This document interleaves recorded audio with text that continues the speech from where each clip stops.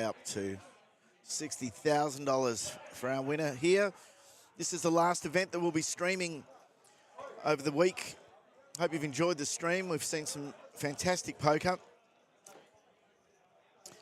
Some very heavy events. It's Mike Maddox who's taking the accolades of the crowd there as he sits down. And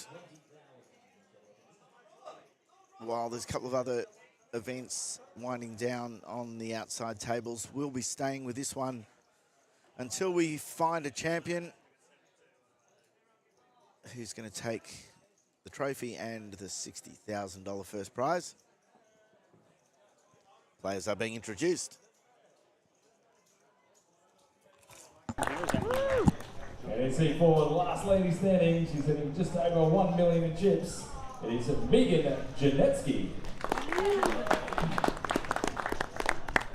In seat 5, our current or second in chips is actually Mr. Will Jones, sitting on 2,670,000. There we go. And in seat number 6, sitting on just over 1.5 million. The button's going to be starting on this young man. His name is Yushuan Sun.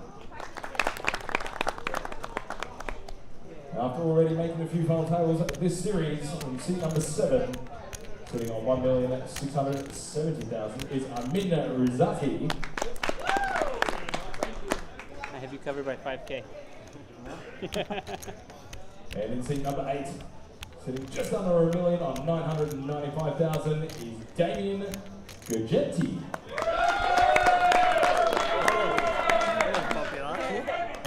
Too big of a rail for this guy.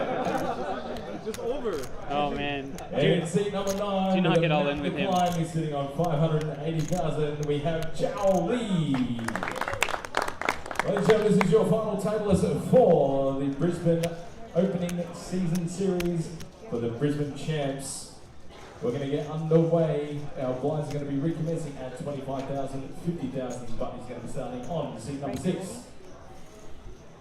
Players, I wish you all the very best of luck. You may shuffle up and deal.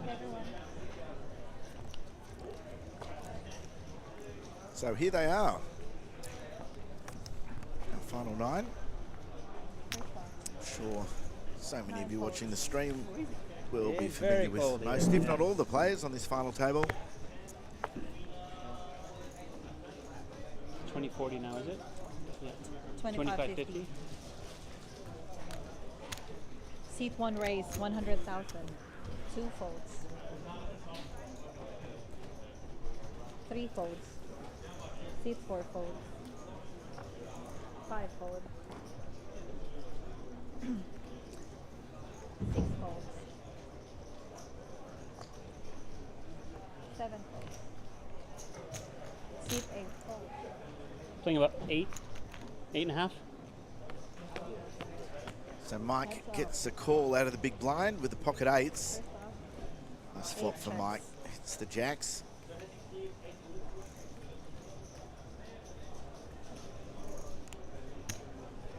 Seat 1 bets 75,000. 7-5. Yeah, you can lean forward. You can go forward if you want. Yeah.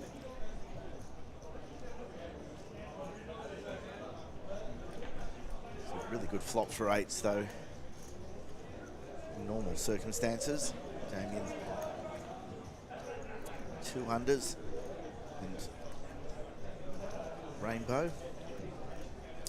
And because of that, Raise. 200,000. decides to raise.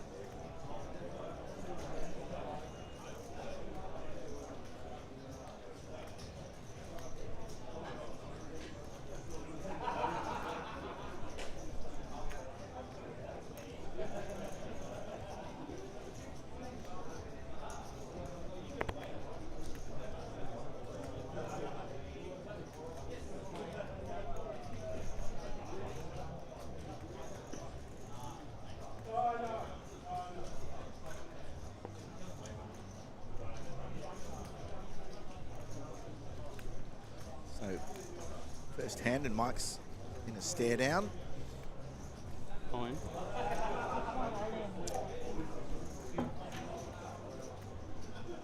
goes all in. All of a sudden, Damo's eights don't look quite as good. And Mike picks up very nice pot Finally to got start. you. Finally. I was just gonna call, but then I realized how the runouts don't favor me against you. I'm like, no, we're ending this right here.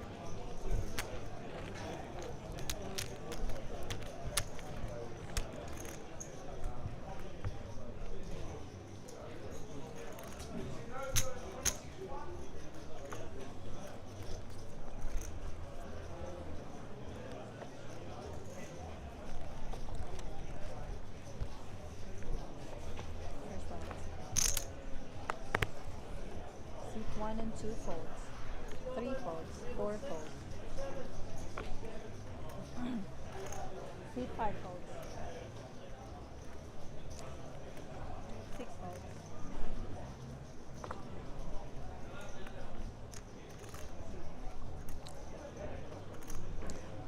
7 folds. And 8 folds.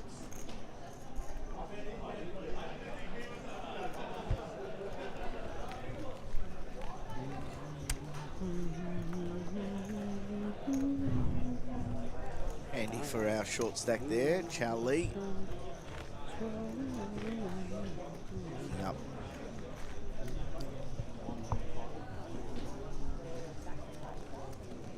Free ride round to his own big blind, so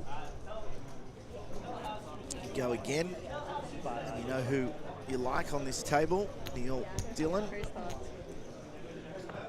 Mike 2 Maddox folds. must fancy his chances on this table. I gather from that comment that Neil also fancies Mike's chances on this table. I've got a feeling Mike 3 and 4 fancies his folds. chances on any table. 5 folds. Very accomplished player. 6 folds.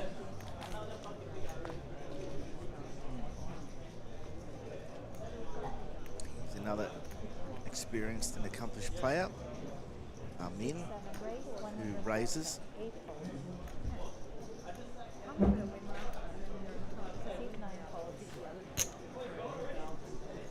And gets around to Mike on the big blind. And he gives it up too. So Amin with that raise takes a little pot. Yeah.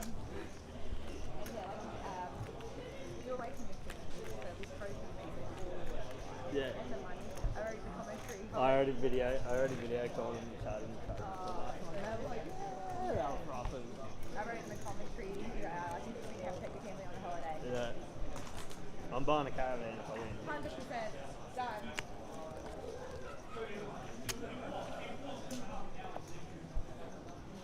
Seat 3 folds. 4 folds. 5 folds. 6 folds. 7 folds. Seat 3 folds. Good luck. 9 folds.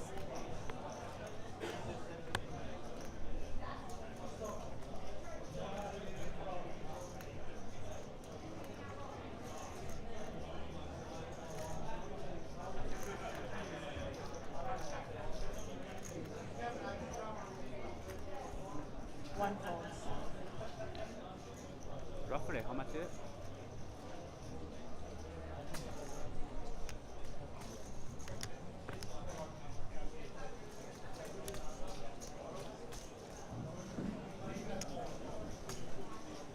$620,620. So Damien all in 620.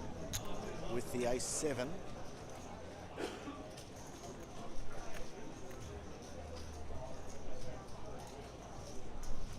Two folds. The same hand gets thrown in by the big blind. The big one too. I didn't block the ace. Huh? You didn't block the ace? No. I had the next Ah, best thing you'd want if you eh? had an ace. I had king queen.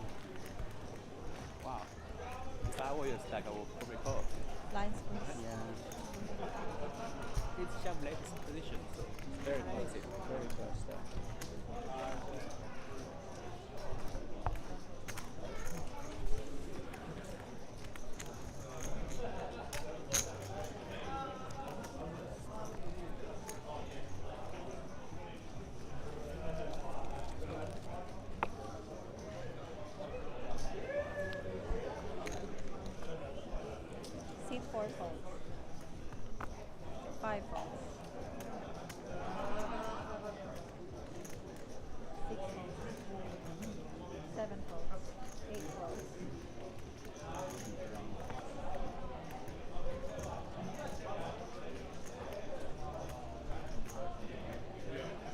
All in.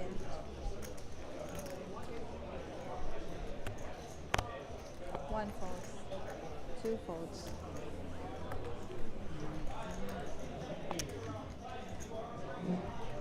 And few three folds.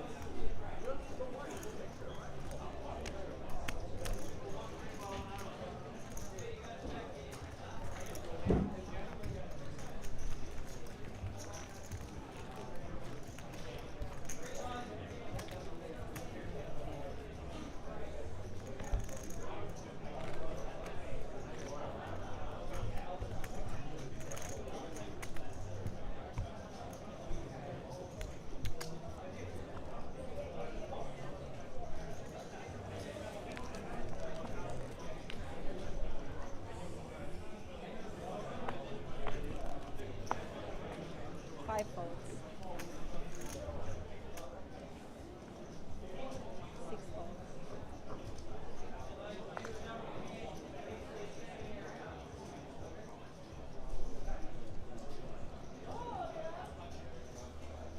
Seat 7 raise, 100,000. 8 folds. Seat 9 folds. 1 fold. 2 folds. See 3 calls, 4 folds. Thank you. Heads up. First off.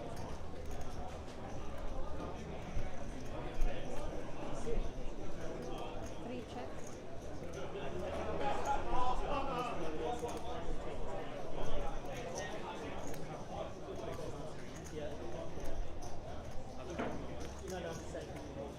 Seat 7 bets 75,075. 3 calls.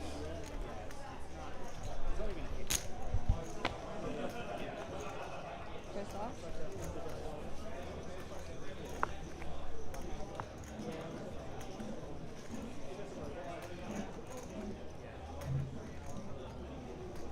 Three check.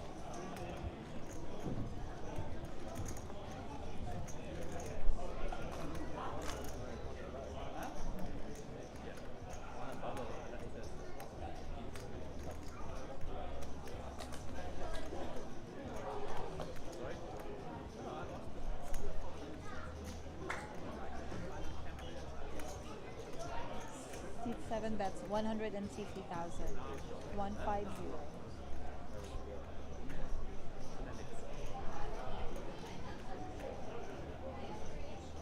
Three folds.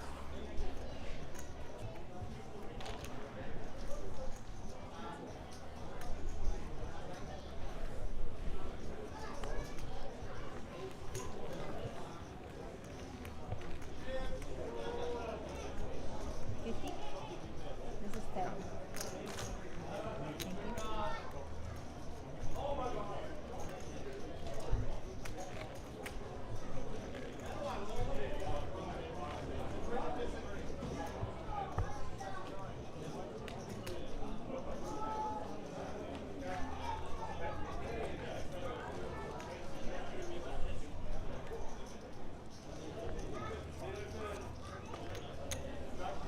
Six folds.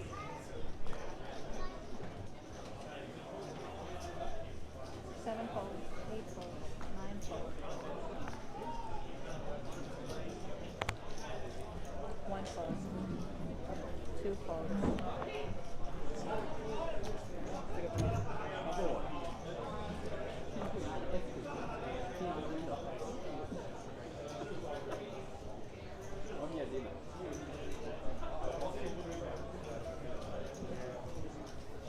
So I do have a guest slipped into the commentary box here. C3 raise. Gonna help me commentate this 125,000. final table. So we'll wait for a decision here.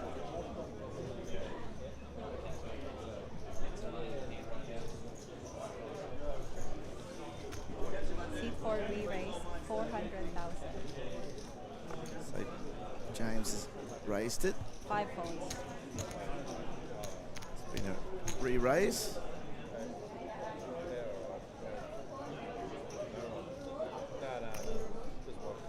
C3 calls. And we get the call.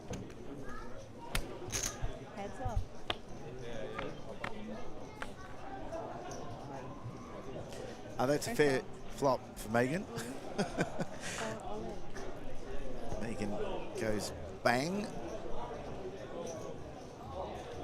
And now James just has to figure out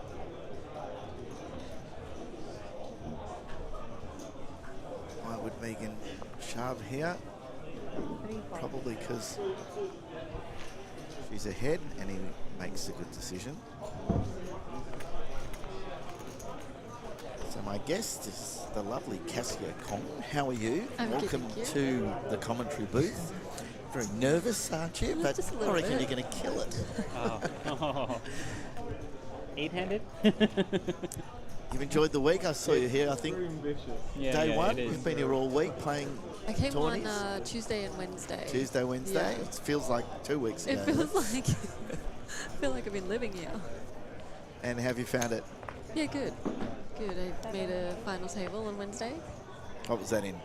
The PKO, 9 folds. the progressive knockout. Yeah, that's a fun event, isn't it? It was a lot of fun. 2 folds. 3 folds. And making final table was pretty good too. Yeah. Well, we've seen some great events. Oh yeah. And the numbers. We've been talking about it all week. How about this? 465 entries into this. It's pretty amazing, Into the isn't main. it? Pretty amazing. Oh, sorry. It's called the Brisbane Championships, we call yeah. this. It is the main. It is the main, yeah. Yeah. Because we had the mini main FT yesterday, day Yep. 2, should I say? Heads up. Just have a look at this as we got to the flop.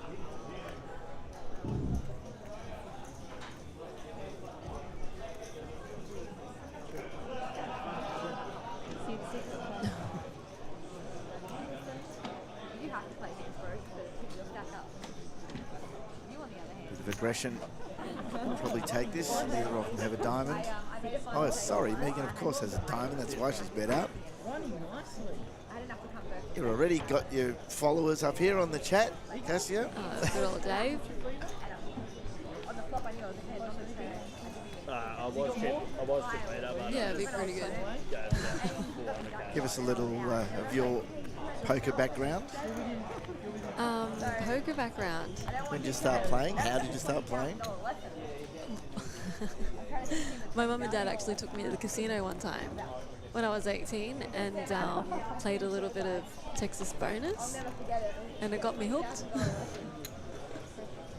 Started playing a few pub poker tournaments, and then years later, here we are in the commentary booth. How good is it? 3 folds. 4 folds. 5 folds. We've got a little camera in this booth. We might have to put it on and get a shot of you. If I can just focus myself out of the shot, that'll be good. Continue into full star. So, got taken to the casino. Yes. Did you win? Well, yes, obviously, Of because it got course. me hooked. I'm like, wait, you can play money, you can win money doing this? Where was that?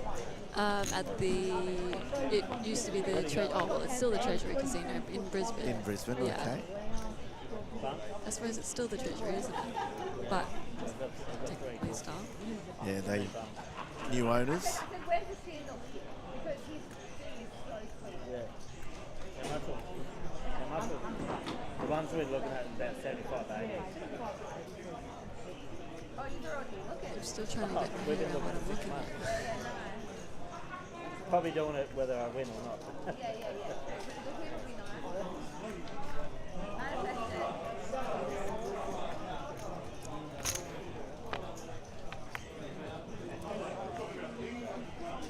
Turn is a 2.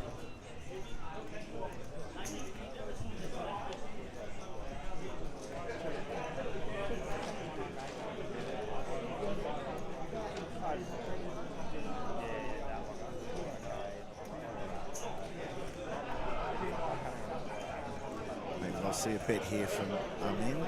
No, he decides to check it back. And that doesn't change very much.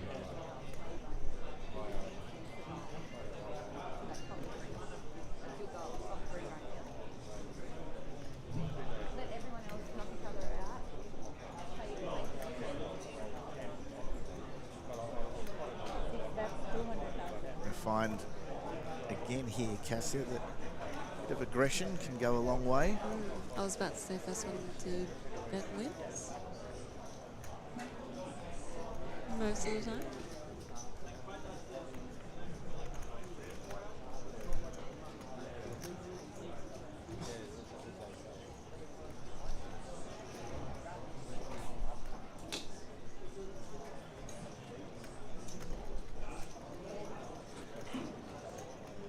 Do we still have a full table? It's just Yes, started. still 9. It says 10 up the top there, but a refresh of the graphics hasn't happened. Cool. It does call, and it's a good call. It's a great call. So I've been also talking all week about how much you learn sitting watching these players, these really accomplished players. I'm a recreational player myself, and it's been very educational watching these guys play, how they think through it, work out. I suppose the arithmetics is so important, the mathematics. And then you see calls like that and go, wow, that was pretty cool. But he's thought through the betting, he's trying to figure out what his opponent could have. Yeah. And in the end felt my king is probably, or possibly anyway, good enough. And there's enough in the pot for me to call. And makes the call, and it's good poker. Seat 9 raise 100,000. 1 and 2 folds. Raise here from Charlie with the ace jack.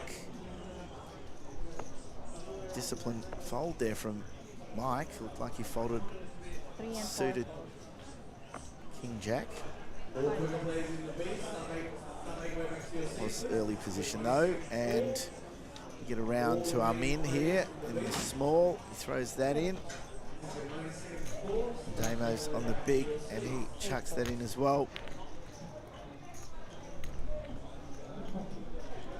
How many days of competition have you seen down here? Feels like I've been here about 4 weeks, but you've come down for a few days of play? Yeah, I came down for 3. This is my 3rd day, just with work commitments, and I went to Juicy Fest yesterday. So okay. Good reason bit not of to come. drinking commitment as well. Yeah, good. Was it juicy? It was very juicy. It was good fun. Who was on there? I shouldn't ask. I'm opening up a can of worms here. But it was an R&B festival. Yeah, so so we've got T-Pain was the headliner. Oh, really? Yeah, and then okay. T.I., Kerry Hilson, Ashanti. Seat 4 raise 100,000. My mind's blank. Bone Thugs and Busy Bone. Gee, that's big. Even I know a few of those artists, so that's pretty cool. It's a pretty good era.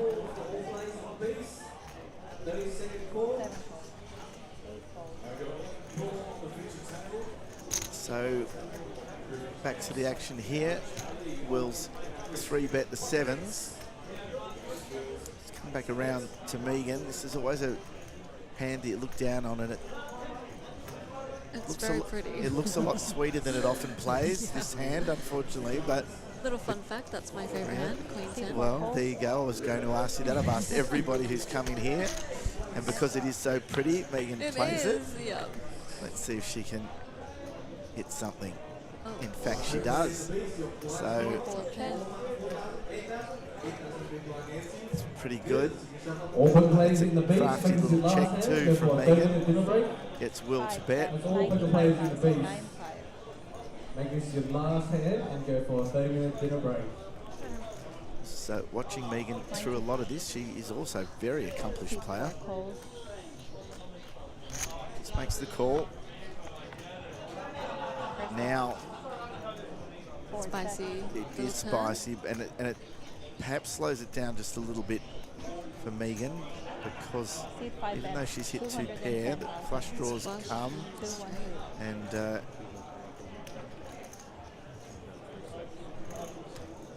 don't think she's going anywhere though on a bet of 210.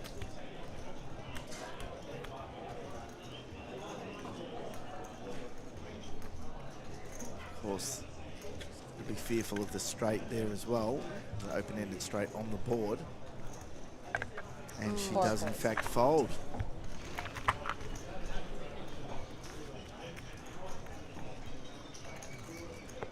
So much easier when you see the cards, It is, isn't yes. it? Cassie, I've said all week, the way I read this game, there's no right or wrong decisions here. There's so many things that you need to consider when you're playing. If you're playing for toothpicks or matchsticks, you can make that call pretty easy. Yeah. Or if if you've got another rebuy in you, you might be able to make that call. But I think we're a bit past the stages of rebuy. We're way past Way rebuy, past. and someone like Megan, there's no question, is keeping a half an eye on the playouts, and doesn't want to go broke in ninth, even though it's still a nice It's little an payout. accomplishment as And well. a nice payout, but Yeah. when you look at 60,000 up top, it's a big difference. So a lot of things go through players' heads, and having said that, even if she makes the call there, she's still got to only dodge a few 66%. things. Yeah, so there was still a lot of There outs. was a lot of outs actually. I saw that come up on the top there. Any club, any 8. Lots.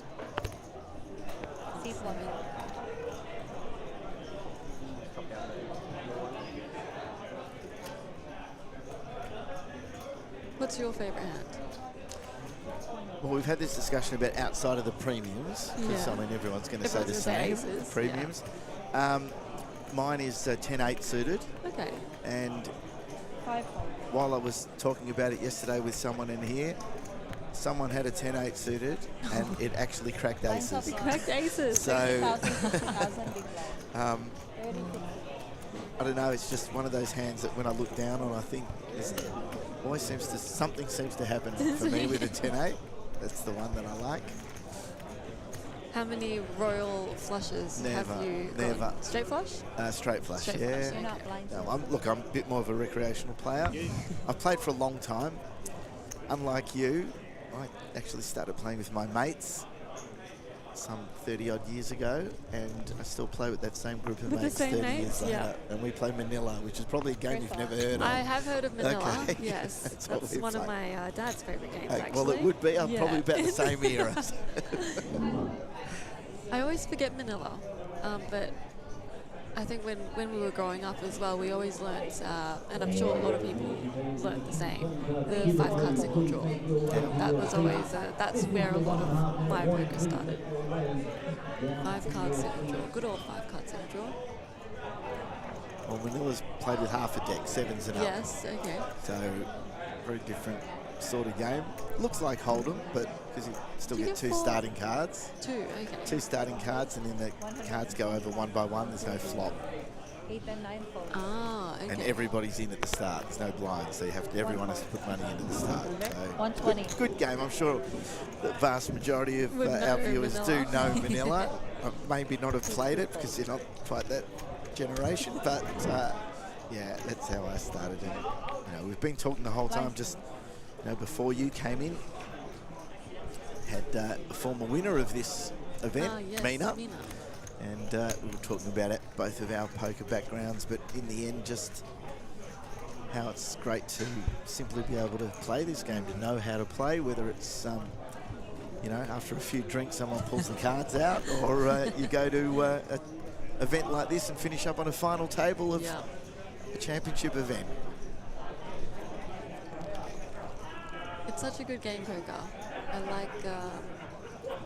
My favorite part about it is the different people that you meet along the way. It's just from all different aspects, all different walks of life. It's my favorite part about the game.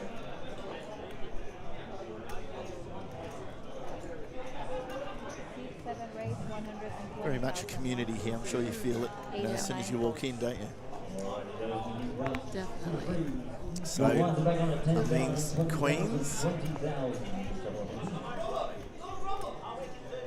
Swings around it. James, he's only got a paltry 7-2. Can't call with that. What do I do? I got 7-2. What do I do? Huge spread of chip stacks on this table now. The 2.9 up the top's an enormous chip stack to be playing with. No one's super short, so Yeah, maybe. you can still play some poker. Don't have to get too desperate. Okay, I'll defend it next time.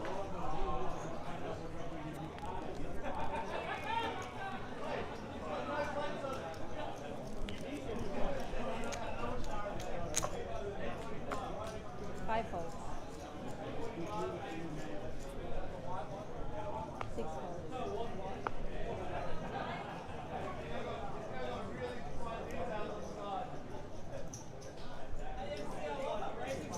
7 raise 120. 8 and 9 folds. Raise 7.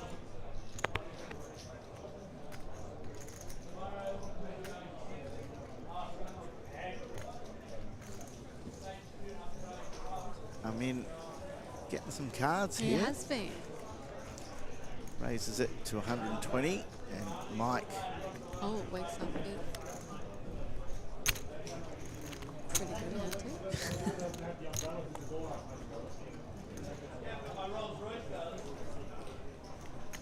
Seat 1, we raise Another fold, yeah. 320. Ace king is my worst hand. 2, 3, and 4 folds. What are you playing? Started with 1.6 and I won a pot. 1.6? But I won a pot as well, so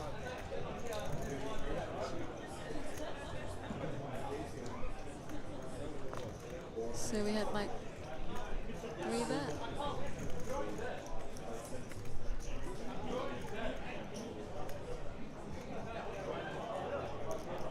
So these are two guys who would know each other very well, Mike and Amin. So it's up to Amin now to figure out what Mike is 3-betting with. And I think because he knows Mike that well, see that one on he's stream. folded. We've seen it on stream. Yes, I would. See it on the stream, he says. He's not telling him what he's got. A reminder that the First time players I'll are text not ya. You had watching the 9-2. stream at the table. That's me. one of the rules here, even though we are broadcasting a half an hour behind. Two And flash we're drives, actually actually. broadcasting what everyone's seeing at home. We're not seeing Seeing live it before. coverage and it What's going that? out on delay. So it's just another Oh, level you- of security for us here. Good fold. No one from the production areas out there conveying any information, live information, because we're all only seeing this a half an hour after it's happened. 3-bet by you, right? Always. Why couldn't it be the queens that... Why does it have to be ace-jack 8 folds, 9 folds. if you're 3-betting? 1 fold. 2 Why? folds. These are the blinds here. Because I had 8 deuce, 4 deuce, and then a better hand than Matt you. Russell's calling for the winners to shout 5-0. the German hot dogs from the bar. I had one of those German I thought hot when you dogs were the giving other me that day. tank that we were just gonna I just go haven't for had it. another one. That should Just tell have to you get it in. enough. I'm not, you know I'm not calling that.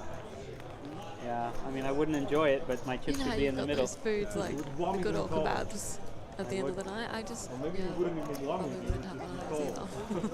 So you're like, The kebab shop you outside got it. got some good patronage last night. It was open till 2 in the morning. Oh, wow. Oh yeah, so I think a lot of the players headed out there for Instead of the German sausage. instead of the German sausage. Well, the German sausage at 2 in the morning. Let me just say, I'm Well, sure it's they been haven't there cooked any fresh ones for you. 7 and 8 folds. It's just been sitting there for a couple of hours. Then again, how long has that kebab been going round and round on that carousel for the day too? 3 folds. Might be fair to say that poker players develop iron guts over time. We have to resort to eating and To win. eating, it's, well, I mean, it's either a kebab or good old Macca's. Yeah. Like, you're a bit limited at that time of the morning. At that time of the morning, yes, but not around here. Like, this is a pretty good setup. It is, food-wise. yeah. We've got For regular people hours. for regular Yes. people hours. I was a little disappointed. The Woolies actually closed at 6 o'clock tonight. I was going to grab something in there on the way back over, and forgot that it was Sunday, so it closes at 6. But we've got a Woolies here. We've got a Taco Bell. We don't see many of those in No. Melbourne. That was pretty cool. And a Grills, a sushi place, and the big cafe where everyone's been having breakfast. It's a really good setup out here at Eaton's Hill. On top of course, a fantastic poker room here. A great setup. And the Eaton's Hill Hotel, which was going off last night. I didn't make it. I was told that it was probably not quite my age group over there as well. Mine, I'm not going to say what I was going to say, but it was very young, let me put it that way. When you got 25-year-olds coming out of the pub and you ask them, how is it? And they go, oh, it's really young. That's a worry. We haven't had any commit suicide at the table yet. We haven't had any commit suicide yet at the table. We can't have a break until that happens.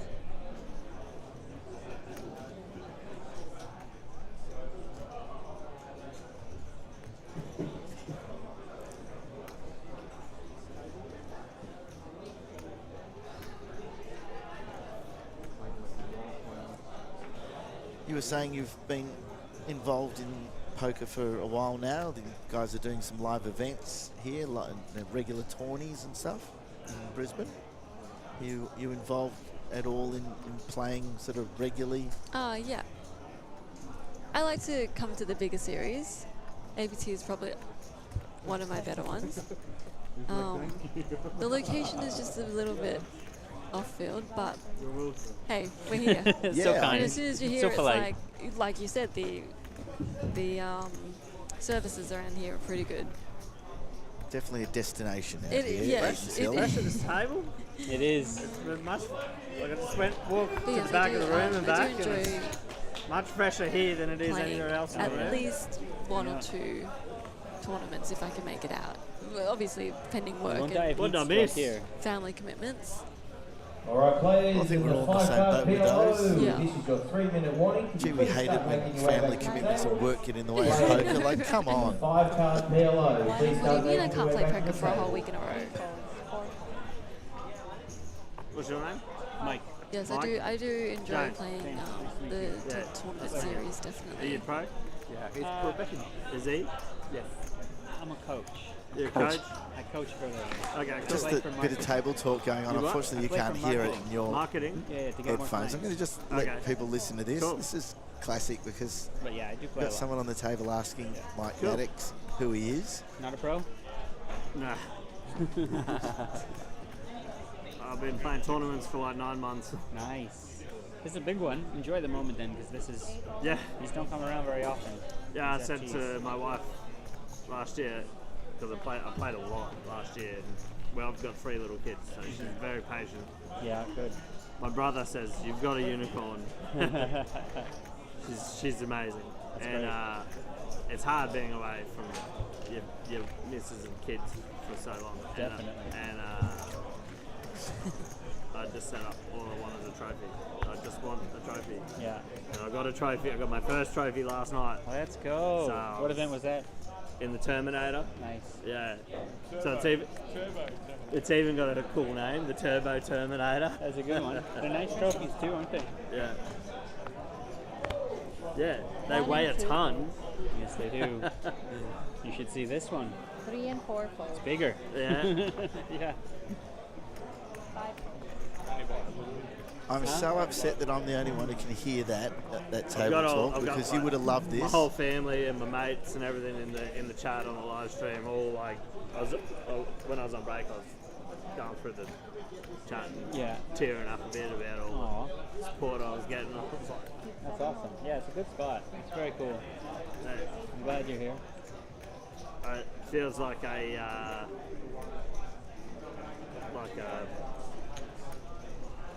don't know, a win even getting to the final table. So So big Cassia, milestone. this is It is. It's a big accomplishment. James Peake talking about him Accomplishment, being that was here on what the I final table. Exactly what we were just talking about with poker.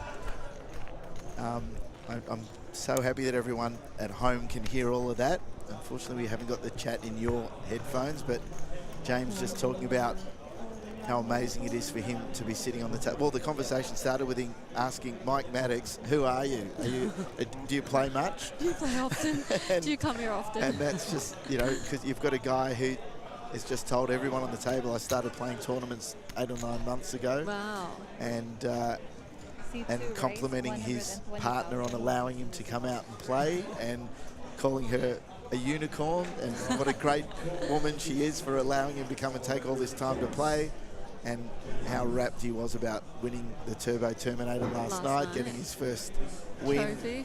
And how he feels this is a win that he's even just made the final table here. Haven't we just summed up everything? Thank you so much, young man, who's now got to make a decision with Jack Queen. He folds. So yeah, James won the Terminator last night, and he is getting great support on the chat from his mates, and he's sitting on a table with blokes who've probably played, and girls who've probably played 100 times more than he has through his time, and he's holding his own. So good on you, young man. Seat 9 folds. I have 800.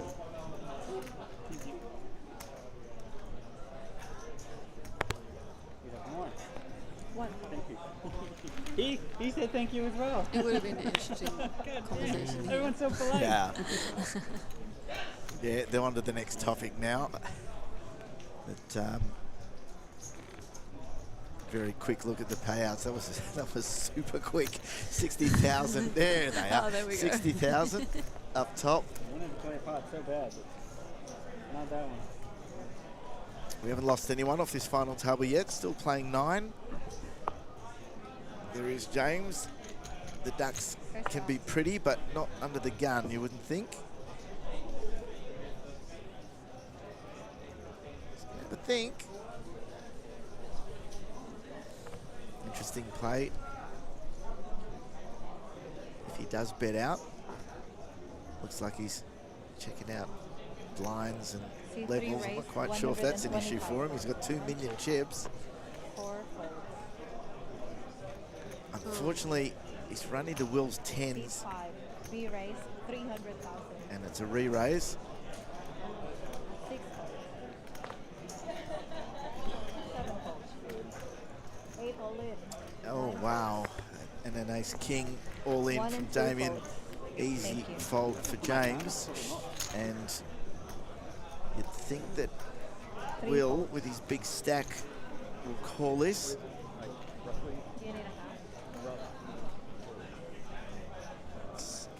875,000 more. Does call. And His hand. we go to the races here. Off to the races. Against ace king. On the feature table of our Brisbane champs. Lucky I'm We got 2 Damien seconds all lower. in at risk with ace king up against Will's pocket 10s. No, my best. Good luck. Are you a fan of having the made hand, being ahead at this stage, or especially if you flop a 10, you're pretty happy with the made hand, aren't you? There's a deuce on the turn. That will do it. There's 6 on the river. We will lose Damien out in 9th place. Here we go. Damo, well played. Our first player out in 9th spot. That's had me so much money. What do you have? Set of 2s. That would have been fun. I didn't do it cold. You were 2s. And Oh, and So- you so would have checked that flop too. Peaky realising there that a 2 did come out on the board. He would have had trip 2s, and he said it probably saved him a lot of money. So Meant to be. You're Meant to gonna be. win now.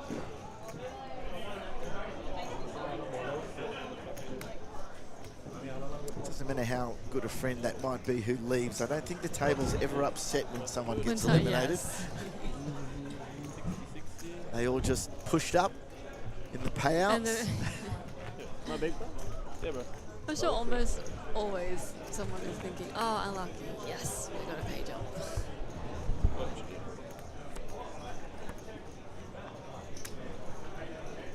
Yes. That's the bluff.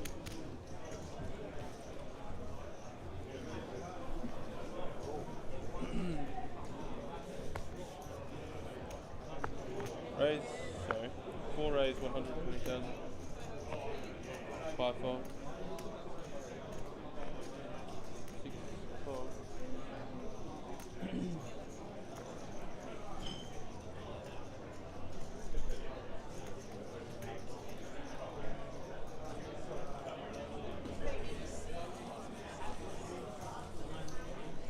7 fold, 9 fold.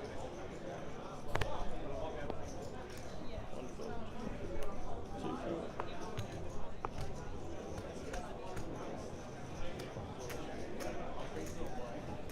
3 fold.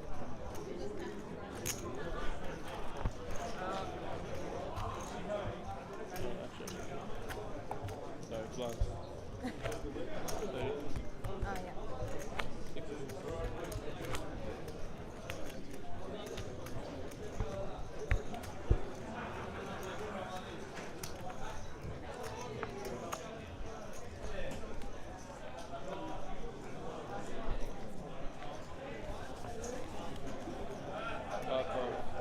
So 8 left. But everyone here is still pretty deep, and don't see this finishing anytime soon, especially since we've got some incredibly experienced players on the table and a self-confessed inexperienced amateur who's just gone and told the whole table how little experience he has. Peaky is doing real well, and sometimes they're the most dangerous players. It's the twos again for Armin. Raises with them and has run into ace king suited, but he now knows that he's only up against one opponent here, but still gives it up.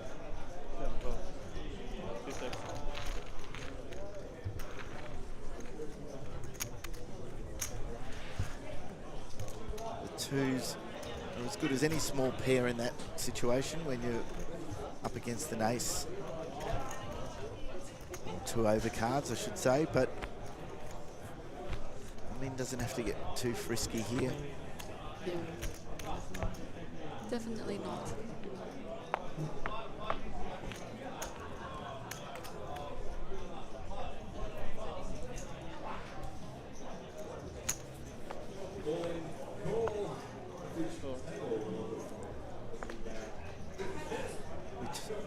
Compliment poker players on their stamina, backing up day after day.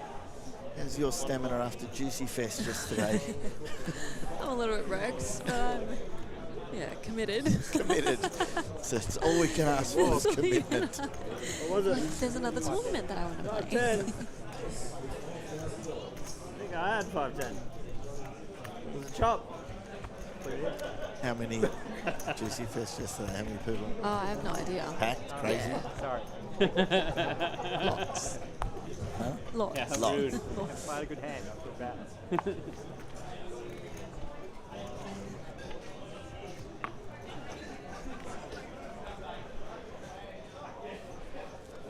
What's next on the horizon for you, poker-wise? Next time you'll be hosting, playing, getting involved.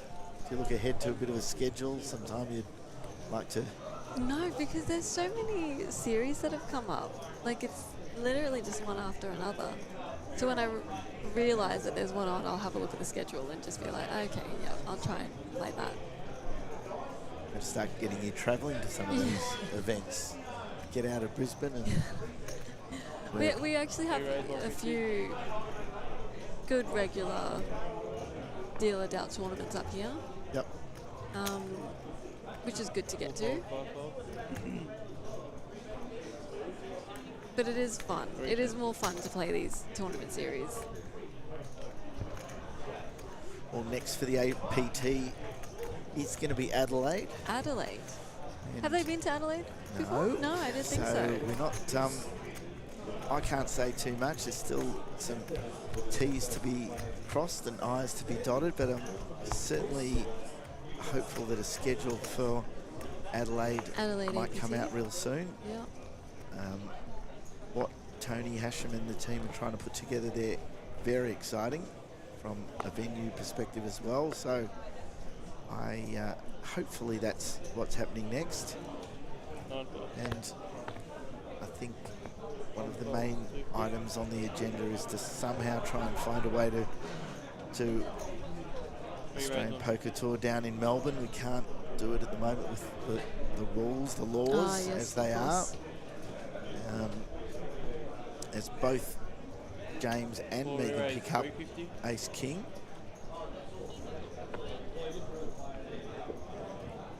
I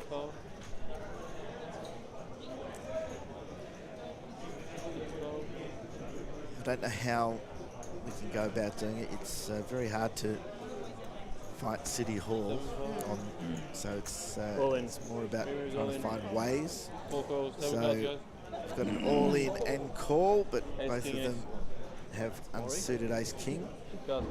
I don't know, there's 4 flush draws out there right now. That's right, 4 flush. Make it interesting. So again, the guys are telling us on the table, the only way someone's going to win this is if one of their suits comes up here and they take it with a flush. And that ain't happening because we get a rainbow. Rivers of 5. It's gonna be a chop. So they chop that up. Wasting time. Time wasting. I think even with Ace King for both of those guys, nervous times to be pushing all your chips in and putting your tournament on the line. I think there's probably some relief when your opponent turns over the same cards. And then when the flops a rainbow, you're like, oh, thank goodness.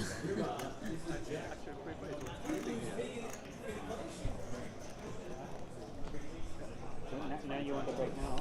Yeah, it's freezing. I want to get a coffee. All poker players in the beach, start making way back to your seats, please. This is your 90-second call. Nuno Da Silva from Absolute Prestige Cars on the chat there. He's been pretty upfront about his support for Mike Maddox here all the way through this.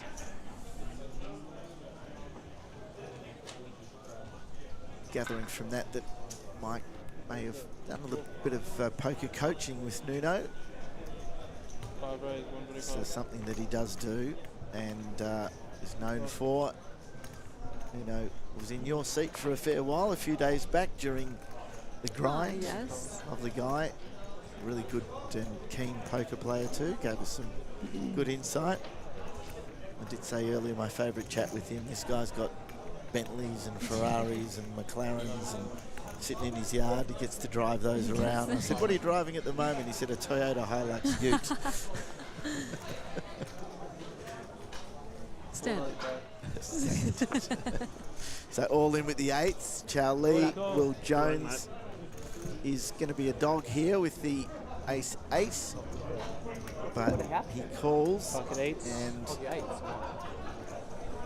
plays as a blocker. 30-second call for all players in the beast. Let's see what happens here. 30-second call. I got all-in call on the featured table. The final table of the Brisbane champs. We've got Chow Lee all in and at risk with pocket 8s. Up against Will's Ace-8. Probably Eight. it's about as good as you're going to want to be with a middle pair, except an ace comes, and in fact it's actually over on the flop. And River is another ace. We will lose Chow out in 8th place, taking home $8,000. we lose Chow Lee. All right, poker players in the beach. Finishes in 8th spot. We're down to 7 now, of course. Dealers, you can shuffle up the deal, Geez, please. your heart would sink there, wouldn't it? Ace-8, they give you pocket 8s. You think, geez, I'm in pretty good I'm shape in pretty there. good shape. Got a fade and ace. Ace comes out on the flop and another one on the river just for good measure. just to rush you out even faster. Just to play it safe. Of course. Got another ace. What is I really played poker since then. I know. There's not much poker. Are you still in Hobart? No, I recently moved to Brisbane. Nice, welcome. I moved to Brisbane a couple years ago to escape Melbourne from the poker scene. Big one. By myself? You don't want the ante, just big one?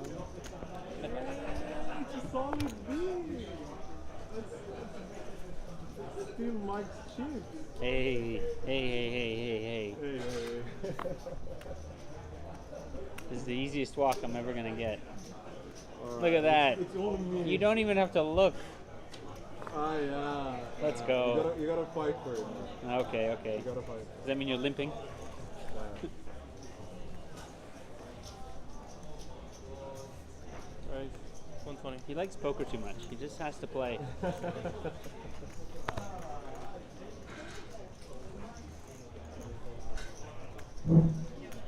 You are fighting for it. It won't fall off my It's stack. fine. I'm telling you. All right. Well, can't use the pink ones then. All right, just watch this one live. It looks like the graphics have just had a little bit of a meltdown. Mike is in here in the big blind. I think we saw that he had an ace-3 before we lost the graphics. Almin had 10-9 suited. I'm not 100% sure. I'm pretty sure he had 2 clubs, so sort of half playing this blind.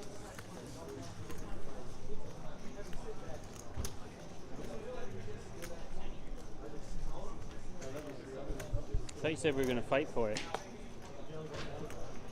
Last card is, there we go, pick up the graphics now. I was right, it was 10-9 clubs. Mike's got the check mark with the ace. 7 bets, 105,000. He's going to bet and call. Wake up with the ace there.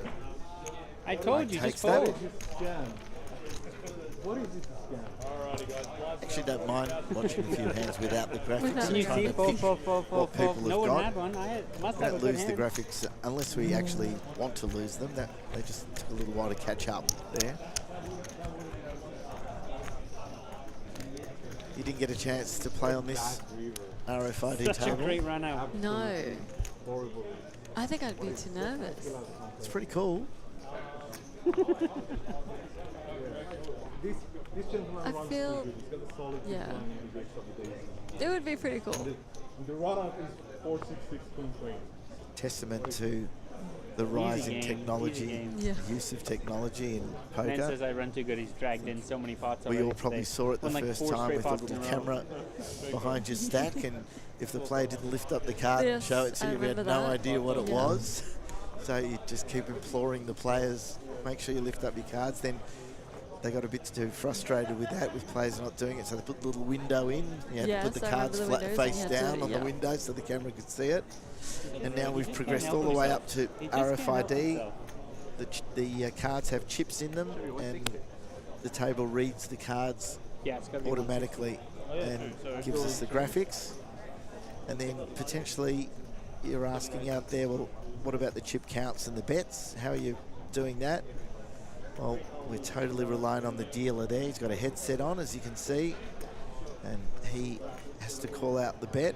And then our production team back here has an iPad, and they're putting the bet sizing in, and it transfers over to the graphics, and then you see them at home. It's pretty amazing, isn't it? It's very amazing. And I every did so always often. wonder how it. Like I Yeah. had an idea of Well, how there you it go. works, That's but there you and, go. and I never really thought to explain that, but that is how that happens. As Mike picks up kings now, everyone's dangerous with good cards, but I think Mike Maddox is as dangerous as anybody with good cards. I mean, pretty ordinary king 3, but I don't think he's betting here.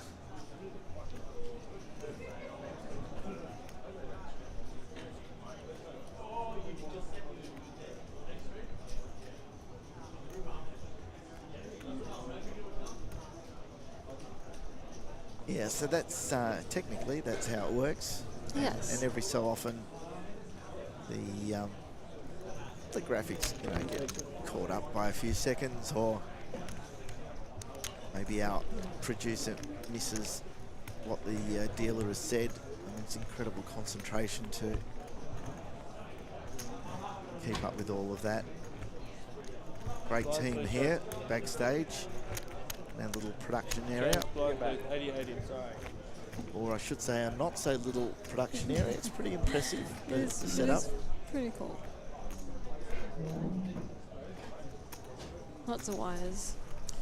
Lots of wires. I thought you were going to say lots of wine. Could probably get into that point where we could do lots of wine as we wind down the tournament. I'm just looking at the phone, like 1,000 people messaging.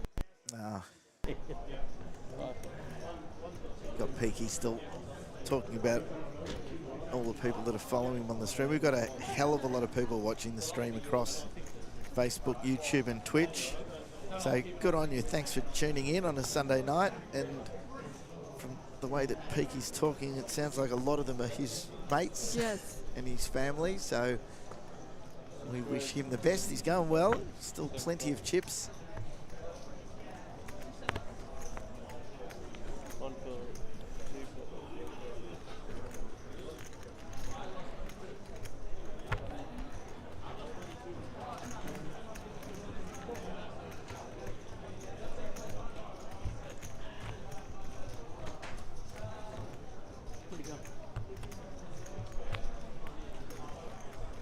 Had a few people commenting on the outfits that people have been wearing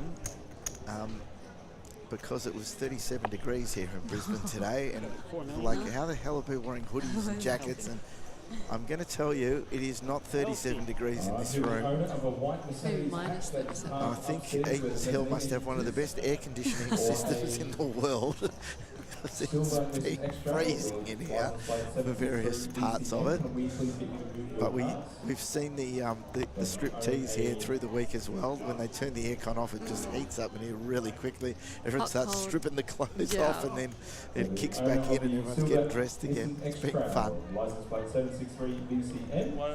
I myself have a winter jacket on. Yeah, you look like you're ready to go skiing. Prepared. I've been doing the same, on, off, on, off, on, off.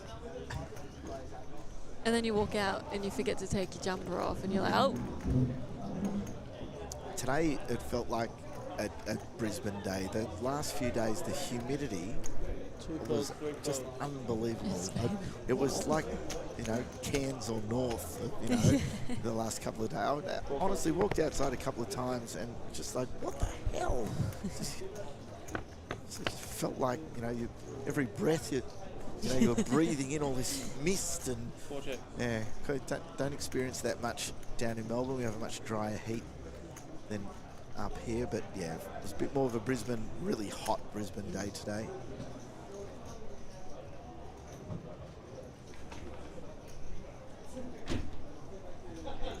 Definitely had a highlight, Cassia, a few days ago when Joe Hasham was sitting on this feature table and the cooling was up so high, and he had a hoodie and a blanket, you know, over the top, this bright orange blanket. And our very smart producer in here put his name up as Eskimo Joe.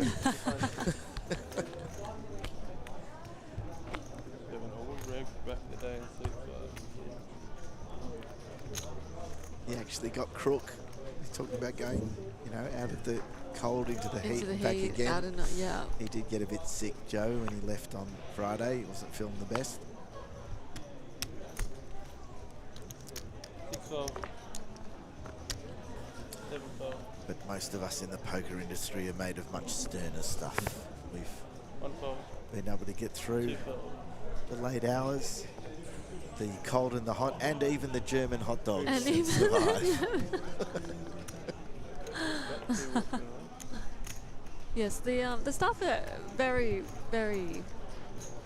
What is that word I'm trying to think of? Resilient. What are we talking about? Our poker players? The staff as well. Oh, the staff. Yeah, sorry, the staff I thought the staff's been honestly incredible. They put so much long out, but yes, obviously the players as well. But yeah, the staff have definitely done a great job. Yeah. What is that Which ones do you play? word that I'm thinking of? Like, Don't really want to talk about. I'll talk to You you. know, they're like Okay. not durability, but something along those lines. I can't think of. Well paid. Well, no. That's what it is. That's my what bad. it- Not my bad. Yes, it's 2 words. 2 words I was looking for. No. Well, I'll tell you what they are. They are dedicated. Yes, Is that- dedicated that- is a good word. They are. Endurance. Why? I don't know. nice. The goods. Did you say thank you as well?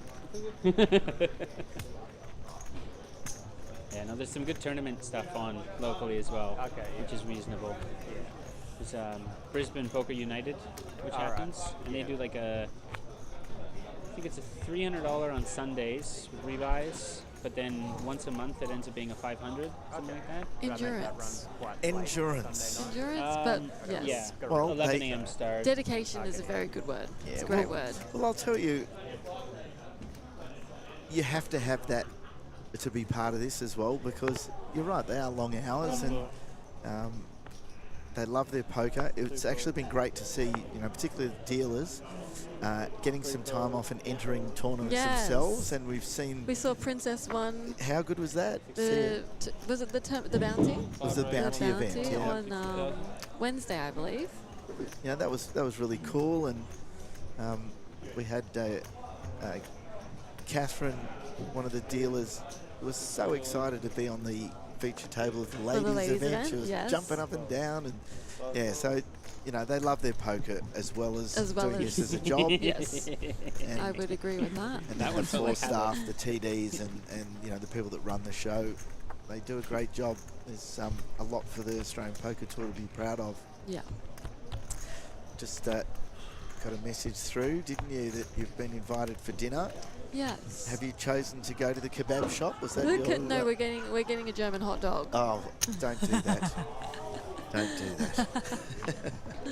So we're going to lose you, Cassia, soon, but just I hope you've enjoyed I yourself. have. And you were a little nervous I've about coming I've in, eased but into it now. Yeah, that's just good. when I'm getting my groove, now I'm gonna gab for dinner.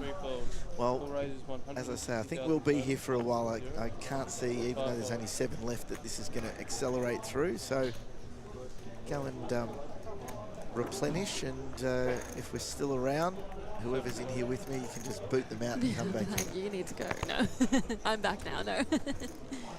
Yep, sounds great. Just wait for the end of this hand. See how this plays out. Megan raising to 160. Mike is going to fold the big blind. Thanks for coming in. It's really thanks for having me. fun to find out a little bit about you and your poker, and certainly you'll be invited back because you talked up the Australian Poker Tour, which Excellent. is All part of my elaborate scheme. I imagine so. Thanks so much. All right, thank you. You bought a white one, huh? Yeah. Nice. You got to keep it clean then. Ask him who's registered on that.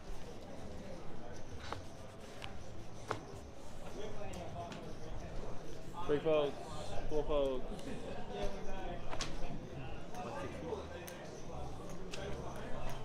Five raise, 160,000, 160, 6 fold.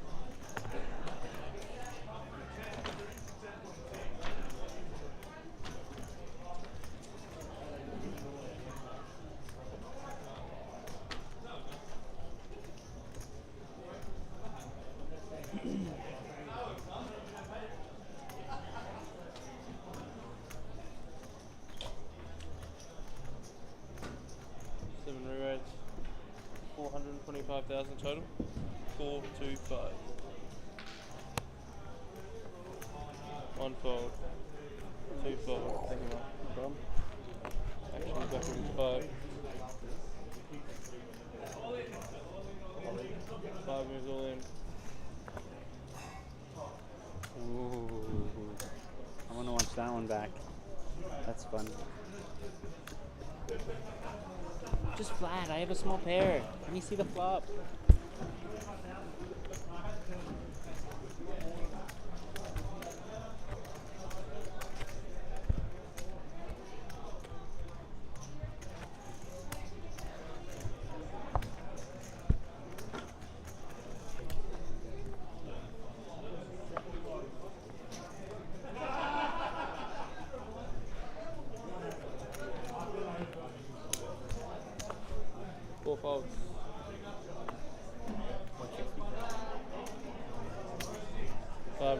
160,000. 160. 6 fold. 7 fold. 1 fold. 2 fold. All in. 3 moves all in. Call, all in call. Goes 10-10. First ace shot. Good luck. All right, we've got all in call on the future table, on the final table of our Brisbane champs. Chips behind you. We've got James, Yeah, you got about $1,500,000. all in and at risk with ace jack offsuit up against Will's pocket tens.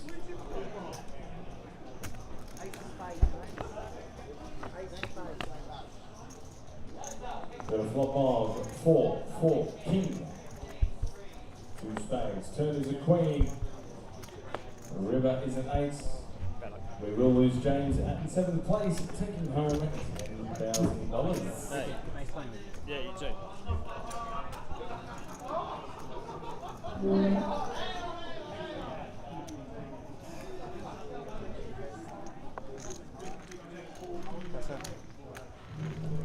I was when you think you had like 600-700 and he's actually got like sitting under the you're red. right. Yeah. Good luck. Thank you. Have you liked pocket tens as much as you like them today? What's that? Have you liked pocket tens as much as The today? snap call with the pocket tens, right? Yeah. I landed. Yeah, tens call, but you don't like it, but you're gonna call. That's small, big blind. But when you get that result twice with tens, it's like yes. Pretty good. All right.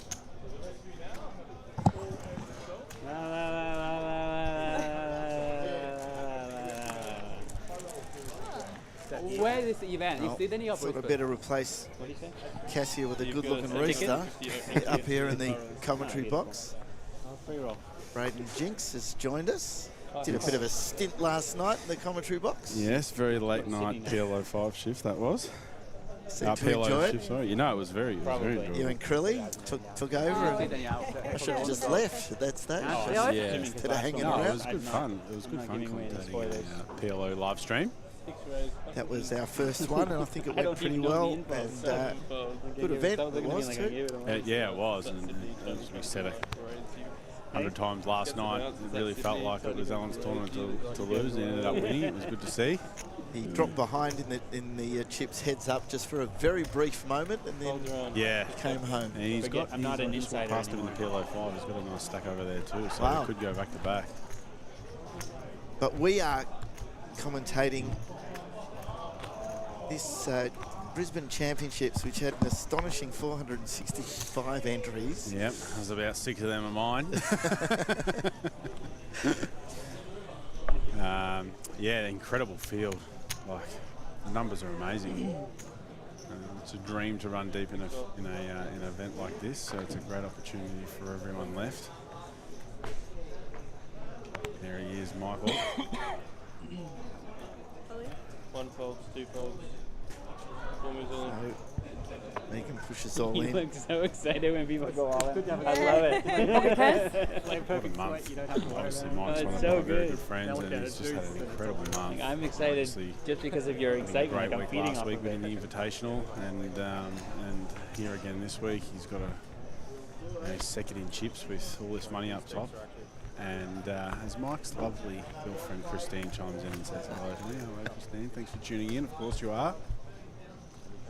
Unfortunately, in that short time that I ran down to grab you, we lost James Peake out of the field, who was having a great conversation on the table and actually asked Mike, so are you a poker player? He had no idea who Mike was. It's the guy who won the Terminator last night and started telling the whole table that he's been playing tournament poker for about 6 months and didn't know anybody. I think I encountered that gentleman in a tournament yesterday, I think, or the day before, and he's I know who you're speaking about. He's definitely quite fun to play with. He had a heap of people supporting him on the chat too, but it was just such a timely conversation because I just had that chat with Cassie about anyone can come and do this and play, and we've got so many experienced guys on this table, and there's people in the room who've probably progressed from pub poker, and this might be the first time they've played in a big event like this, and this guy came on and just started telling that exact story. It was fantastic. I feel like this event always gets at least one or two of those at the final table. You know, it might be their first or second APT event. There's always, like for me, at least about 3 people that I'll come to any APT final table that I just haven't seen around before. You know, and it's, you know, we've got the Australian Open on, for example, and it's a competitive pursuit where anyone can win on any day. Unlike, you know, tennis, most of the best people win all the time, or chess. You know, tournament poker, if you've got chips, you've got a chance, and it'll keep drawing players to the game. Yeah.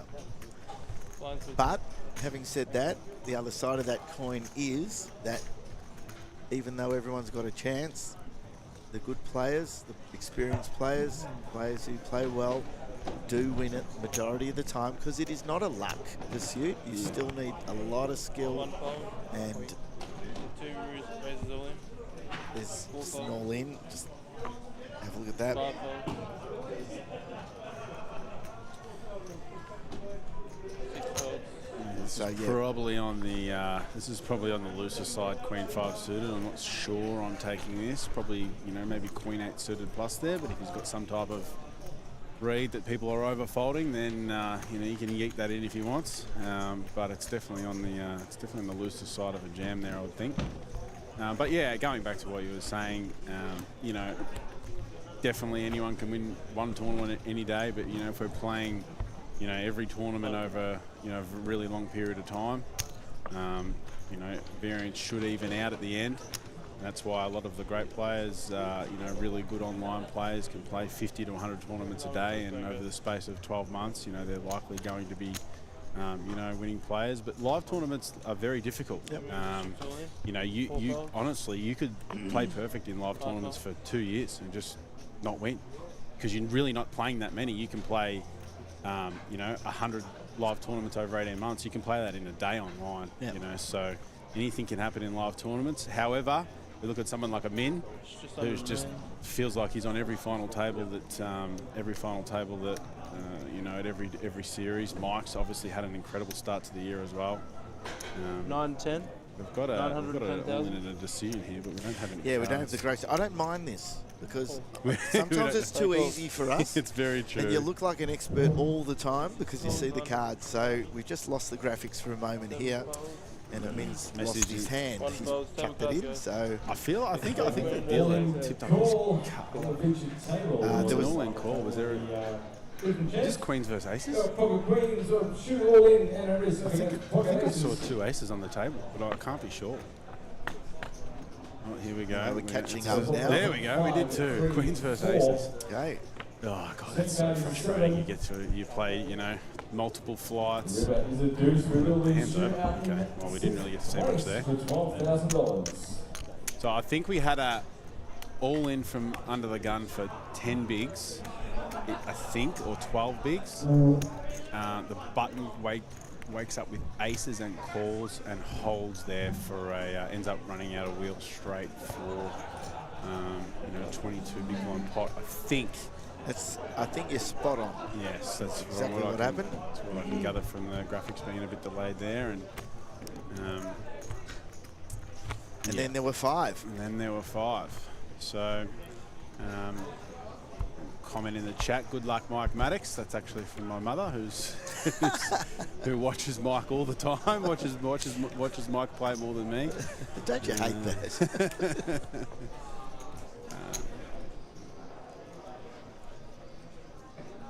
5 folds, 6 folds. Oh, Will's got I don't know Will, but he's got 80 big blinds here, I think. I just 7 folds. I saw he had over 6 million. It's an incredible stack he's got there. It is.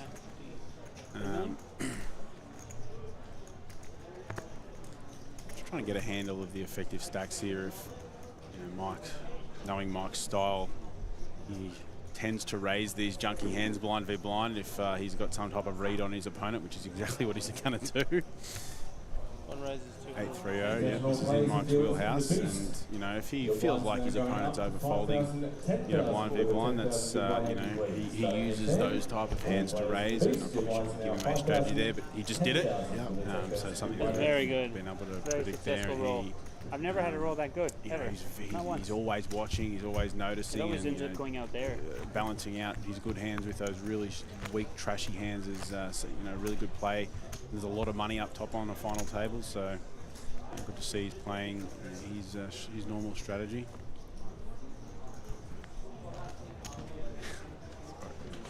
I think it's just a Hammer Braden session here, I reckon, on the chat, isn't it? Yes, Sam's chimed in. Why is the commentator's voice so dreamy? Some would say I've got a head for commentary, Sam, so maybe that's why. You know, it's 7 raised. geez, I play against him in every day for the last 12 months, and to see Queen 3 suited is, I know how loose he plays. This is definitely on the lighter side, but you know, he's always got reasoning behind his decisions. You know, Mike might have had enough of how loose Min is, and we could see a 6 is probably not a hand we choose to 3-bet, but Mike could 3-bet this, and yeah, he's going to. Yep, don't blame him. He thinks a Min's raising a bit tight. Probably, oh, big one's found a hand here. Ace King. It's Megan, who's been pretty snug all the way through. I think the guys are going to know she's definitely going to have something here.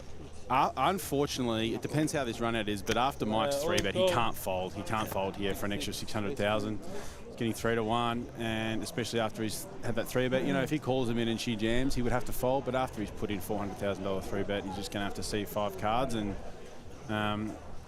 Megan's all in for a tournament life with Ace King of Spades versus 6s. These flips are so important when there's so much money up top; they're unavoidable. Let's see what happens. Really important for Mike too, obviously, because he's going to be very short. Jack of Spades in the window. This would be so devastating for Megan to lose. Ace King or 10. No, goodness me. Geez, what a hold with 6s with a Jack of Spades in the window for Ace King of Spades. She'd be devastated. Thank you. That's it. Thank you. I'm assuming played very well, 6s Megan. against your hand, no good on proud that of board. herself. And I was just saying before, that hand ended it. And He really wants to get important after it, huh? for Mike that Jamming was ace too, jack because that O. would have left him Just like that. pretty short. Yeah. Had he not been able to hold on there with the 6s, but now he's got serious Go back, watch chips. the stream He's and second in see that chips that's to the Will, I think, lightest now, that and the I 3-bets think have done Amin against may be the Will. shortest. Huh? That's the lightest. They're Of all obviously my chatting 3-bets, about that was Mike the lightest. 3-betting 6s there. Like, obviously, you know, if we know Amin's always raising Queen 3 of diamonds from the cutoff, Mike's just always going to bet 3-bet 6s. Such a profitable move. And you know, Amin really is known for getting after it, playing a lot of hands, raising a lot of hands. You know, Mike's going to be aware of that, and he's going to adjust accordingly.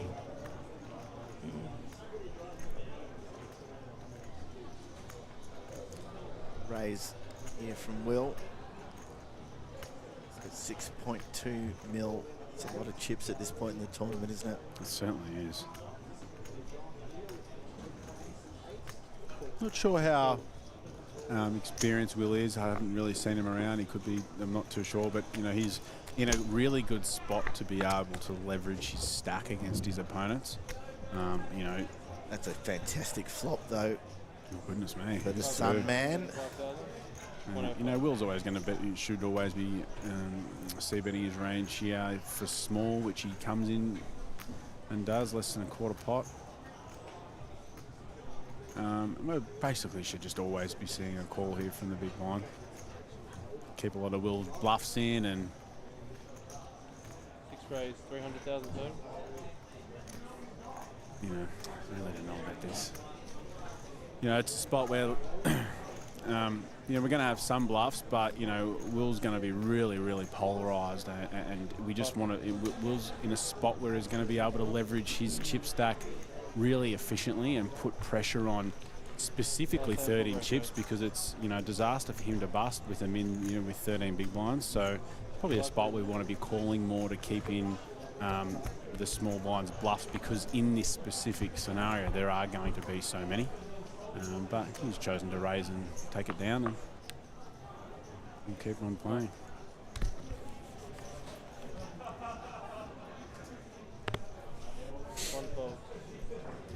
See that Mike spent an inordinate amount of time setting up all those chips in a lovely pattern. And he's got a lot of practice at that. A lot of practice in that.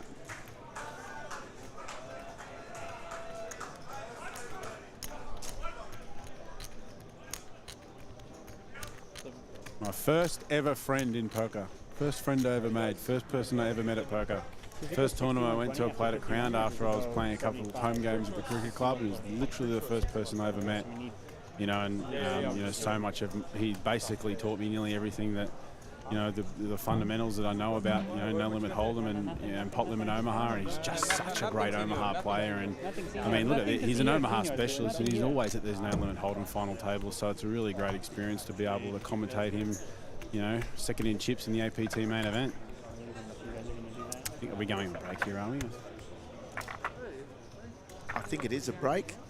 I did warn you that we're only coming in for a short bit. Oh, we you have did a too. break. Yeah, we have a break. And I'd say that's what's going on. But we will, of course, drag you back in after the break. Yep. No worries. I'll be back.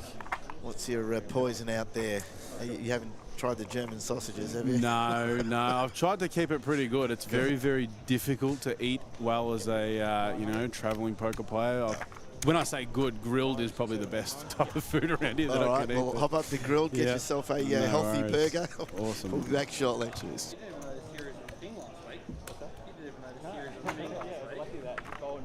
Absolutely. I even tried to find out.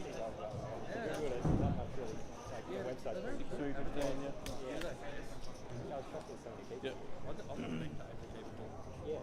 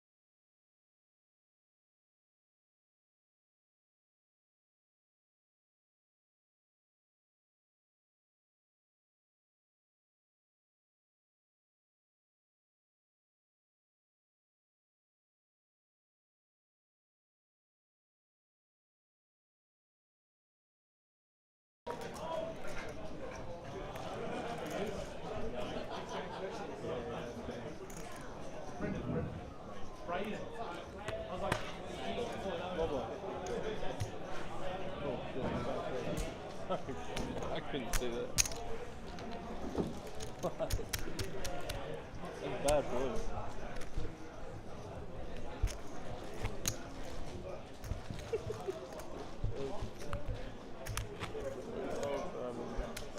God, that draft is crazy. The minute you're back in it, Yeah, I was getting used to it now. I've forgotten how cold it was. Rightio, we're back. Here, the APT main.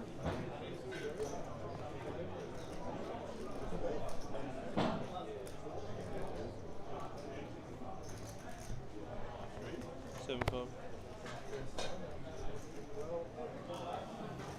Sorry, all right, we're back. Just me in the booth for the time being. We'll see how we go.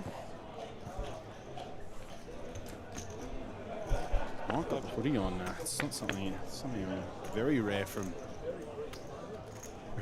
Mike to see. Had a quick look up of Will. He's quite an accomplished player from the early, 2010 to 2014. Obviously he's taken a long break from the game, and he's got a second in the WPT for 100k, and quite an accomplished player that probably hasn't been around the traps in the last 2 years, which is why a lot of people might not know him, from Tasmania, I believe.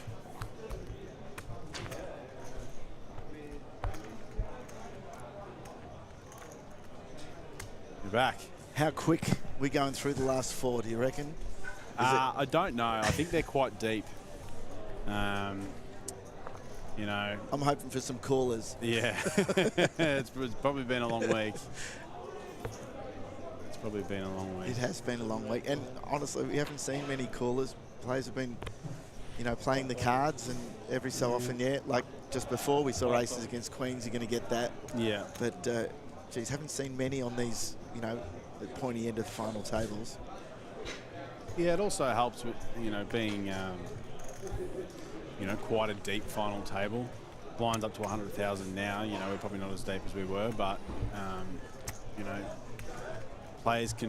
the really good players can tend to avoid those. Obviously, aces versus queens, there's really not much we can do there, but, we're 60 deep and 40 deep. You'll see that, unless it's an outrageous caller, Mike and Will probably won't be going to battle with each other.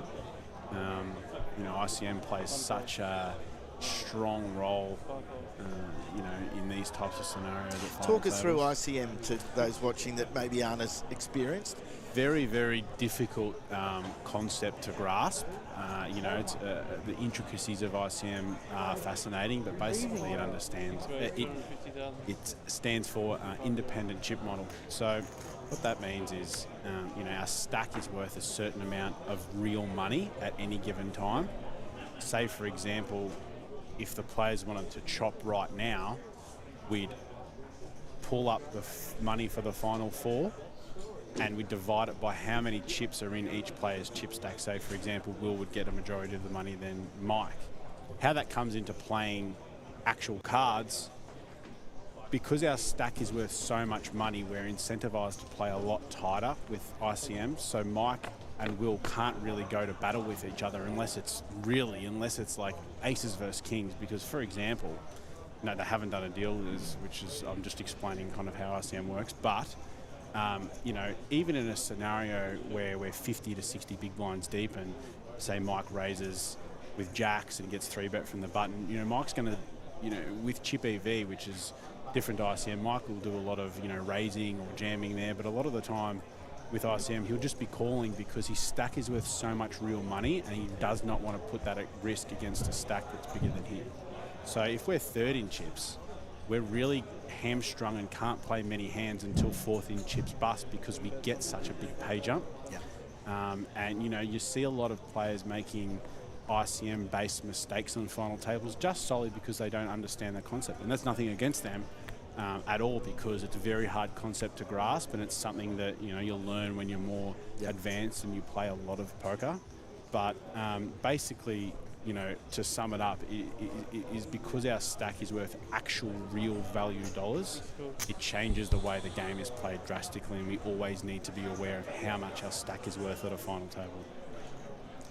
Hope I've done some type of explanation. No, I think so. Like you said, it is obviously a complicated formula that you use. And, even when the guys did a deal in the final table on the Goliath, there was, it was an ICM deal that they'd done. Yeah. And whoever was in here with me actually was surprised at how they'd split it up, even though it was ICM. It was like, wow, he's sort of getting a lot more than I would have thought. Yeah. So when you do a payout, when you do a deal, ICM often favours shorter stacks. So a lot of the time, if a very accomplished or well-skilled player has the chip lead, with 4 or 5 left or 3 left, you'll very rarely see a deal being done, because they can leverage their chip stack and their skill against other players. A lot of the time, I'm in here and goodness me. So there's a bit of a move made there with the raise, and Amin with the 7 has now pushed all in, and of course it's going to be a fold. Amin doesn't come to these series to fold, let me tell you. He is very unpredictable. And his VPIP, which is another formula. Voluntarily put chips in pot, which is basically how many hands how many hands we've been playing. So that's the money that goes in outside of the blinds. Yes. So how many hands we're playing from, how many hands we're playing from whatever position. Probably a normal stat there would be around 25 to 30%. On a final table, that's going to be lower. We're going to be looking to be raising we're going to be looking to be raising anywhere between 15 to 25% of hands, depending on our stack. But a Min's VPIP most of the time is around 40. Right. He likes to play a lot of hands. As we've seen here on the final table with the Queen 3 diamonds from the cutoff, and he does show up with some wild holdings at times, but that's his game, and he's final tabling everything. So he's obviously doing something right. So Will raises with one of the hands that someone in here said was their favourite starting hand, a suited 8-6, and gets a call from Mike, and of course Mike hits a set. Yeah, so he's got 3 of a kind, and it's a great spot for Mike because Will has to bet his whole range on a board like this. He doesn't get to this spot with any worse hands, so Mike knows this. We can raise or call here. I have a feeling we're going to see a raise. Just with those 2 clumps on board, draw heavy board, we want to protect against Queen Jack, Queen 10, hands with a club that can turn backdoor flush draws and turn a little bit more equity. So we're also going to have a lot of bluffs on a board like this. Queen 10 with a club is a nice bluff. And so we've also got to raise good hands. Yeah, so King 7 is... you can play that, that 3 of a kind a number of ways, can't you, really? You can, and those button versus big blind spots are can be very complicated, especially on pair boards. We do a lot of raising with, a lot of trash. Even a 7-8 with a club there, we could see Mike raise because we've got a club in our hand and we're aware that our opponent has to bet his full range on a board such as that. So we've got a lot of bluffs. King 7, obviously, is a hand we can throw in there to raise as well. So to balance a lot of that out, which is what Mike has chosen to do. Really good board to raise as well. We do want to protect against those, Queen 10s, Jack 10s with the club, etc.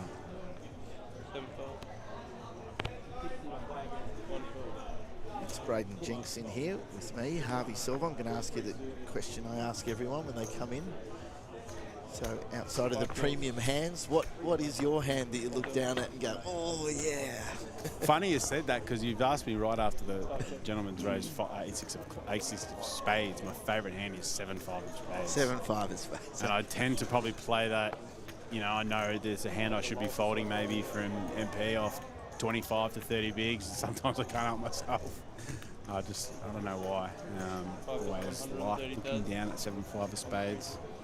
And there's also nothing. It's very, very cliche, but you know, when you're deep in a tournament, you kind of haven't been running well. There's nothing like looking down at 2 black aces. It always look better than red aces. I did say outside of the premiums. I think You everyone did loves say. it. Loves to see a couple of aces. But specifically black aces. I don't know why it is, but I definitely 7-5 of spades would definitely be my favourite outside of that. We've had some fun discussions on hands and starting hands.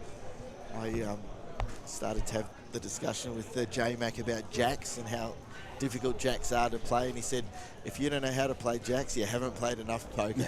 He said, give me jacks every day of the week. I agree with him. It's always funny you hear you know, playing every series all year. You play with a lot of pub players who are trying to come up and learn the game, and they hate ace king and they hate jacks. Like, give me ace king any day of the week. You know, I'll see 5 cards always. Jacks as well. You know, Will and Mike have really separated themselves here from Amin, and I think that geez, Amin really chipped up with that bluff there when he had the 7-4 of hearts. I didn't realise he'd gone to 3rd in chips, but you know, going back to ICM with these specific stacks now, you know, Will and Mike are just not going to encounter each other unless it's some outrageous cooler. You know, they've got separation between the bottom 2 stacks, and it's just really the way that tournament poker is played. And, you know, we're always probably defaulting to be on a little bit of a tighter side when these dynamics are occurring at the final table. Wouldn't be surprised to see Amin raise. Oh, actually, no, off 16, I'm probably not. You know, we do want to, when we're a little bit deeper than this, we do want to raise our junky hands here if we're Amin. You know, Jack 2's a really good hand to put in there, but we're just not deep enough. I think whoever's going to show the piece of aggression here is going to take down this pot. It's a very small amount of aggression. 100K. Amin just doesn't like, he just hates losing pots. He just doesn't give up. You know, he's probably going to find a fold here, but he's just thinking about the ways that he can win. Yeah, I mean, he's so got nothing. He's thinking about winning it down the track, clearly, because he's so got nothing. He can't, it's just, he can't, there's, I mean, a raise, Amin's unbelievable. Yeah, like, I mean, he can't credibly have anything on this board. He just can't. You know, the only real hand that we can have is King 3 off. Because we're 16 big blinds effective, Amin raises all of his good hands, his ace-x hands. He would probably just jam ace 3 offsuit for 16 when the small blind limps. Obviously, ace king, he would, you know, raise 3x to induce a jam. Aces and kings, he'd do the same. So a raise here is this is an Amin raise. You know, I think that. You know, obviously the small blind really can't do much against that raise, but it's that's just how Amin wins pots. He hates to give up. It's good poker, isn't it? It is. He doesn't give up. He doesn't give up on pots, even though like he just can't have anything on this board. When the small blind can, the small blind has, you know, probably doesn't have 3s because they would jam, but he has, you know, aces, kings, ace king, ace queen, ace jack, because those hands are limp traps versus an aggressive opponent like Amin. But, you know, I mean, it's just, that's what Amin does. He doesn't give up, and, you know, that aggression works for him. Interesting spot off 16 here with ace 5-0. I wouldn't be surprised to see just a jam. And yeah, that's what we're going to see. You know, it's we really don't. Obviously, we have 3 options, and 1.6. You know, we've got 3 options there: fold, raise, or all in. None of them are great, and I feel like, you know, this is a hand that we. This is a hand that is the lesser of 3 evils. We just have to jam the ace 5-0 and hope we never get looked up. But, you know, that's definitely the correct play there.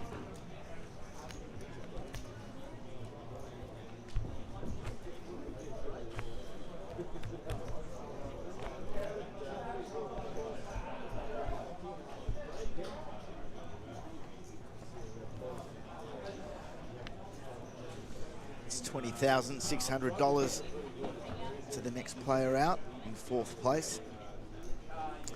It's not an insignificant amount of money. Then jumps up to 26,000. Seconds paying 39,000. And on top, 60,000 Phone calls. even. Lovely little payout, isn't it, Braden? Up the top there. 60,000 is just an incredible amount of money to play a card game, especially for a $750 buy-in.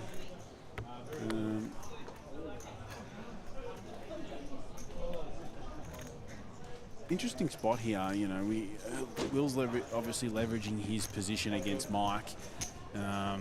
You know, interesting hand selection to do this with. 10-6 suited plays quite well post. We'd often see a limp and check back with these type of hands. But Mike is definitely a non-believer and wouldn't even be surprised to see him call one, especially with the king of spades in his hand. He does his spade check. You know, just with the way the stacks are, I doubt we'll see any type of raising. But with the king of spades, king high can be good a lot of the time against, you know, Will's range. So, you know, I can definitely get on board with a flop call. You know, I wouldn't be surprised to see Will check this back, and he does, because he's got showdown value. And Mike's really not going to like what he sees when it goes check, I feel here.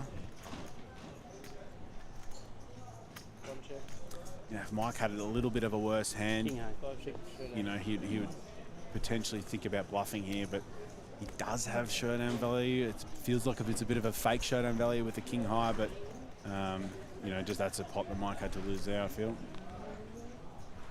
You know, Will's choosing those, combos. He's going to be choosing a lot more than what the standard, you know, range is to be able to leverage his pressure against Mike. You know, he's only got 30. Mike's, you know, down to 36 big blinds. There's not much that he can do versus Will with those two shorter stacks behind. So, interesting dynamics there.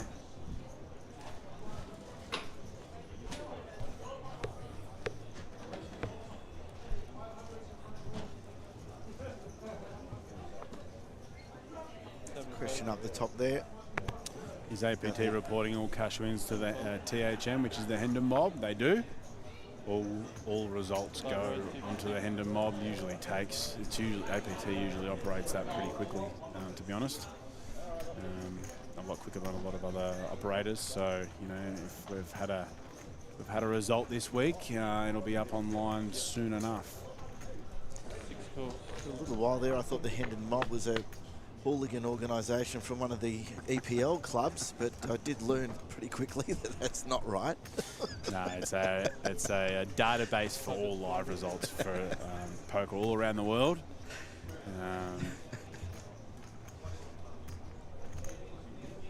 And you know, if you've had a live result, any type of live result anywhere in Australia, anywhere in the world, basically, if you're Australian, but you know, anywhere, that it will be on there somewhere.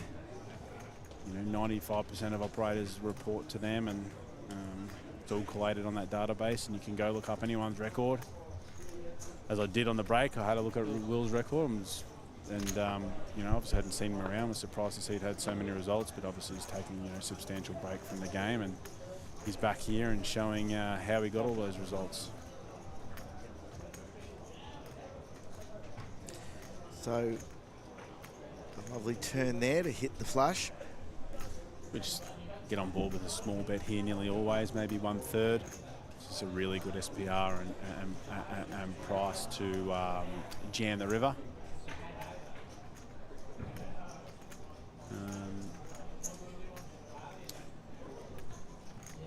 You know, we don't want to look too nutter betting, you know, 1/3 of our stack, which, I mean, the size is big. Yeah, it looks like about half pot. Yeah, it is. Very hard to have bluffs with this size. And we're going to see him along with a 3rd pair. He's a non-believer. I mean, this is a very interesting river now, because, you know, if Will's not a believer on the turn, what changes with it too? Correct. And now this size, because this size has been used, it's very hard. If you've made the decision that your opponent does not have a flush, you know, it's very difficult to not call off. But I just checked it. What? He just checked it. I think he was clearly hoping that Will was going to fire out. That's a really interesting decision there, isn't it? I mean, I can't. Yeah. That's the only thing you can think, that he was confident that Will was going to fire out. Well, I mean, no. So Will's he's in position. So Will's checked. So he's out of position. Small blind v big blind. So Will's checked, and the big blind. Did he check back? He's checked back. He's flush. I thought he checked and hoping to induce a bet. Small blind v big blind. Oh, well, that makes it even more confusing to me now. Yes. No, I mean, I don't know, but I'm not sure what's kind of going through his mind there. But I feel like, you know, I mean, no, I can't. I don't know. Sometimes speechless is enough. I'm not sure. Maybe it just feels like if he's jamming his last 800K, he's getting called by worse, which he never is. But you know, he's there. There's 4 left. He's done a lot of right things up until this point. And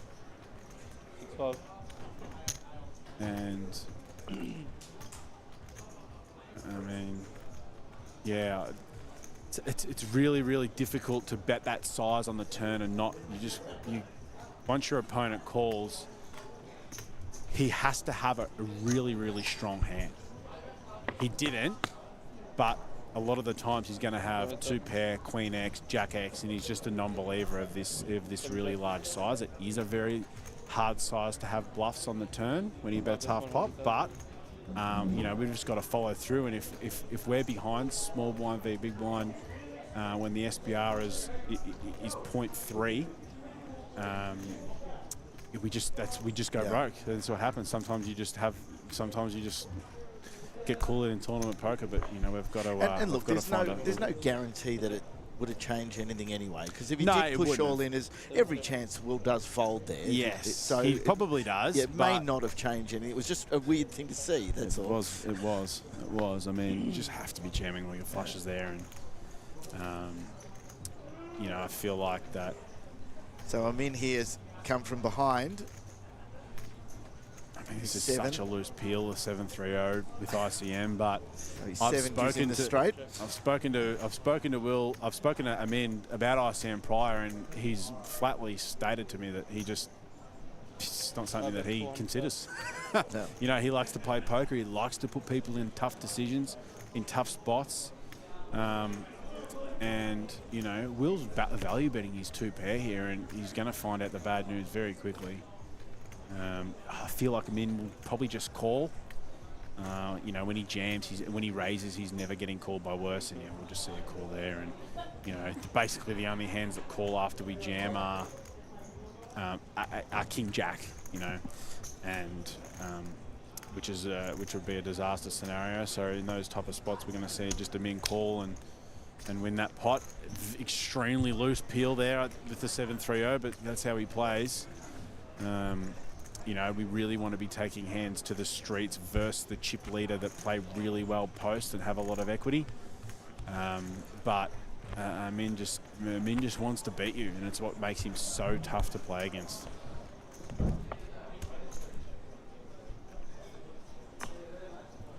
What's next for you on the I need a break. Poker travels? I need a break. Okay, a break. Okay, after the break? A week off. I'm out. Just a week? No, I thought you could. No. Had a good break before. We obviously were in Gold Coast before this, and then come down to Brisbane. Liam Murray's chimed in. If poker doesn't work out, Braden is welcome to narrate my life. Well, if it's a paying role, Liam, please get in touch. I'd be more than happy to assist. But I think the next for me will be. I'm actually not too sure what's next. There is something in Sydney, I believe, but really gearing up for the Australian Poker Open in March. You know, and it's going to be a great series, and you know, there's a 2K mixed game on there, and you know, $1 million guaranteed main event. So that's probably going to be my next stop, and we'll go from there. Got a lot of hand here. So we've got Will with ace queen of diamonds under the gun. The button has call with 6s off 27. Oh, wow. Oh, goodness me. Oh, wow. Rightio, let's sum this up. So Will's raised under the gun. The button has called off 27. Amin's 3-bet ace 5-0, so he's squeezed ace 5-0 to a really small size.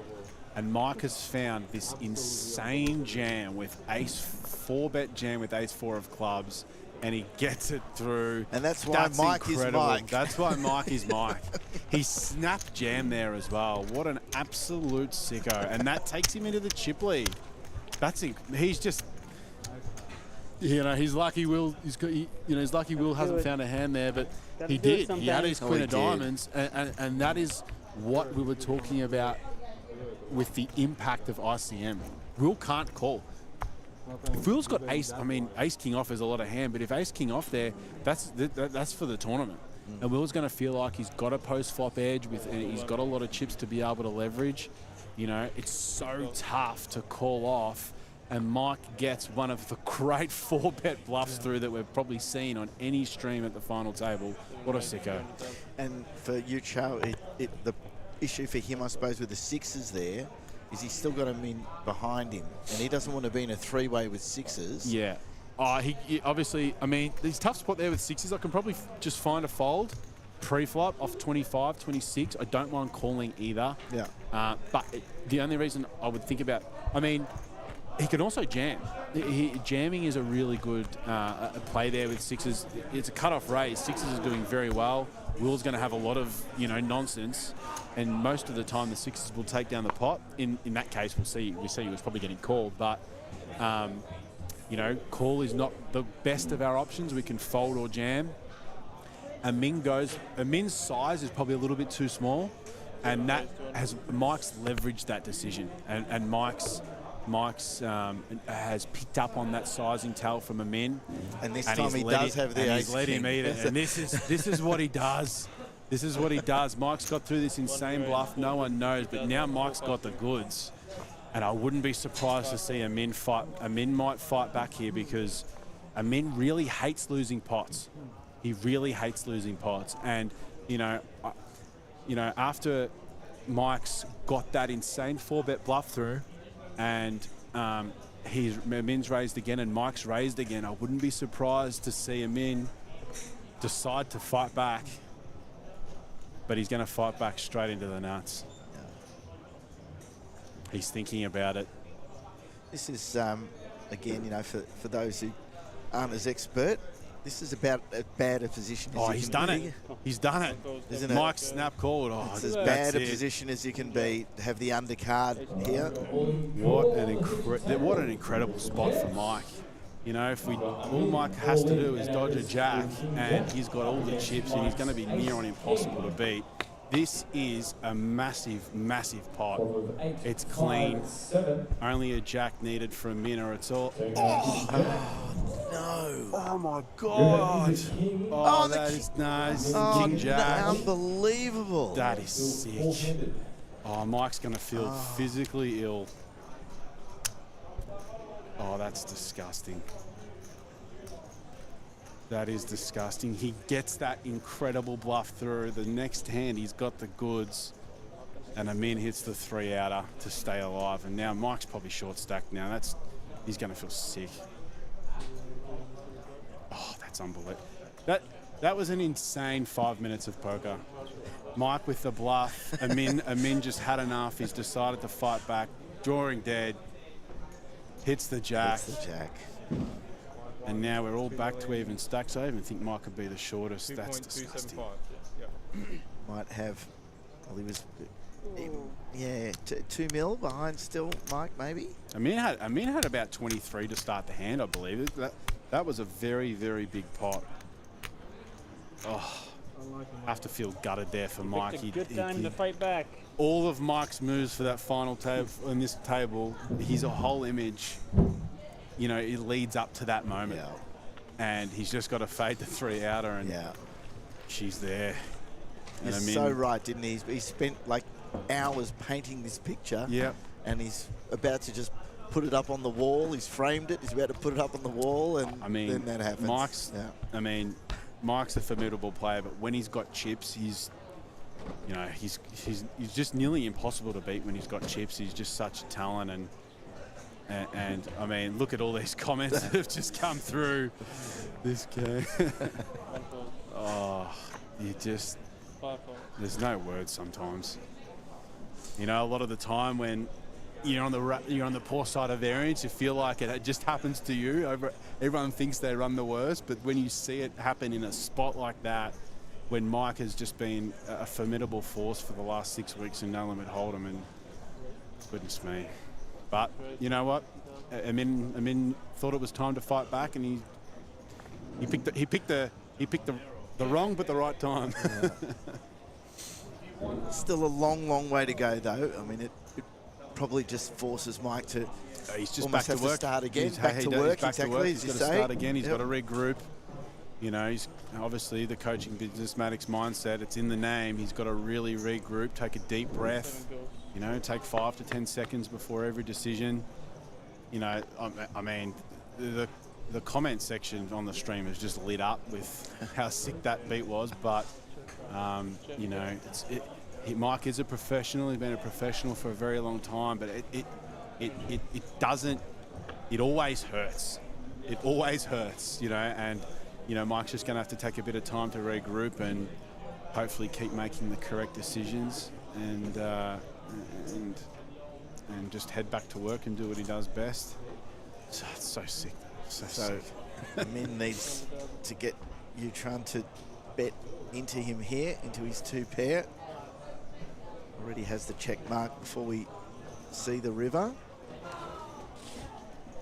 He does get a 200k bet into him. What does Amin do here? I feel like we're going to have to. Is he going to call? I feel like we have to see a raise. I think it is a raise. Yeah, it is a raise. You know, we've just got a lot of draws out there. We want to protect against some. So we're small blind v big blind. Small blind's going to have a lot of 3s and 7s and, you know, backdoor hearts that have turned equity, and you know, we just want to raise for value, and we're probably just going to have to get that in as well. If we raise for value there and our opponent jams, you know, we're always calling, but not the type of scenario where we want to see a slow play, because even if our opponent, say for example, has 7-10 of hearts, they've probably got 35% equity, and we want to protect against that with our 2 pair, and we see the raise. And Amin likes to raise a lot of junk. He's going to raise his 2 pairs as well. Very, very good to be able to balance that out. And, dealer change. Been complimenting the dealers all through the tournament. These guys have been doing an incredible job, haven't they? I couldn't have been more impressed with the staff and the dealers here this week. And I mean, obviously it's a bugbear and a lot of miserable people that play, but you know, but this week there's just nothing to complain about. Like the dealers, a lot of new dealers that have come up. You know, a lot of dealers from around the country. A lot have come up from Melbourne, new ones that I've never seen before, and they're incredible dealers. The staff have done such a great job, and couldn't speak highly enough of how the week's been run. We can keep going. It's good for us. Yeah, no, I mean, I don't know where. Tony's done an amazing job pulling these dealers from God knows where, but he's done it, and it's all the floor staff really. Everyone's been terrific, haven't they? Yes. TDs have you know, really run the we did talk about it floor well. We did talk about it last night on the PLO stream, me and Lachlan. But what we've noticed is there's been a very large conscious effort to make it more professional. And the tournament directors and the staff on the floor have shown an incredible amount of professionalism that I've noticed. And, you know, that's something that it hasn't gone unnoticed for sure. Yeah, no, we're thrilled with the week. It has been amazing. You do not.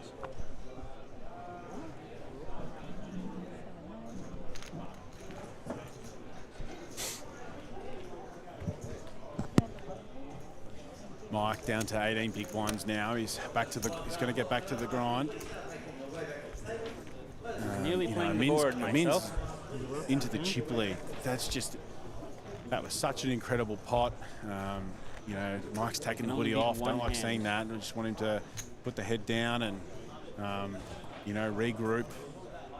You know, but he's such a class act. You know, the right decisions, we'll hope, continue to be made. But Amin, with all these chips, with the amount of chips that Amin has and the amount of hands that he plays, this is a spot where he really leverages his stack, and you know, he accumulates chips fast, and you know, that jack on the turns really changed this entire tournament because Amin's now the man with these chips. Wouldn't be surprised to just see a 3-bet here, but actually not off this side, not off when the gun has 18 bigs, but nothing would surprise me with Amin. He's really gonna, he's made a good decision there, but you know, Amin accumulates chips so well and so fast, and you know, now he's the formidable force in this main event, and it's at his mercy.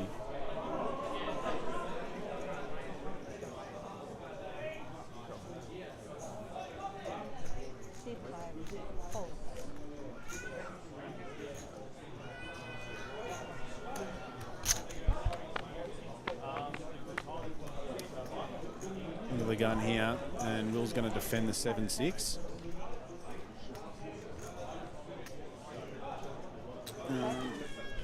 Interesting to see it's going to go check. First off. Wouldn't be surprised to see, you know, he's just going to go, this may just go check. I think we've got to find a bet here at some point with King Jack. We maybe not be folding out ace highs, but we want to fold out hands that have a little bit of equity against us, and you know, we don't have a lot of showdown value here with the King Jack, but you know, I wouldn't mind seeing a bet on the flop, but I feel like the delayed C bet here is also a good play, which I think he's thinking about. 6 bets, 300,000. Seems to be a third. He's gone with half pot.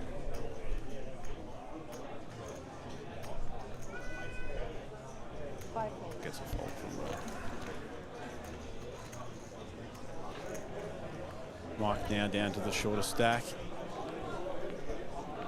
Still very even, you know, if he doubles through Amin, he's back to second in chips. If he doubles through Will, same again, and you know, it's really still, even though the shorter stack here is 18 big blinds, we're starting to get towards the shallow portion of the tournament at the 6120k big blind mark, and you know, anything can happen. Obviously, it's tournament poker. You're never dead until all the chips are gone, but you know, I feel like the momentum's completely swung into Amin's favour. An easy open here for Amin under the gun. Seat 7 raise, 240, 240, 1 calls. 5 calls.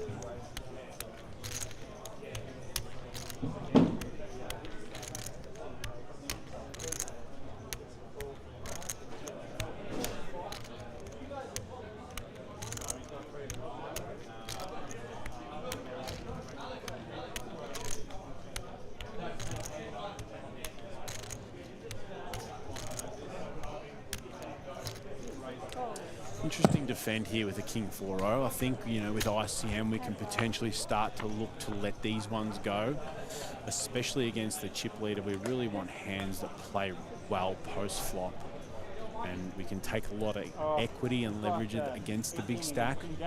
You know, King 4 suited for sure.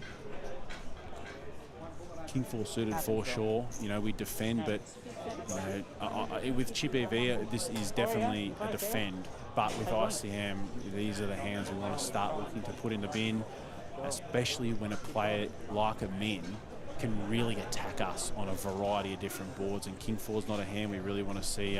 We really want to see 5 cards with.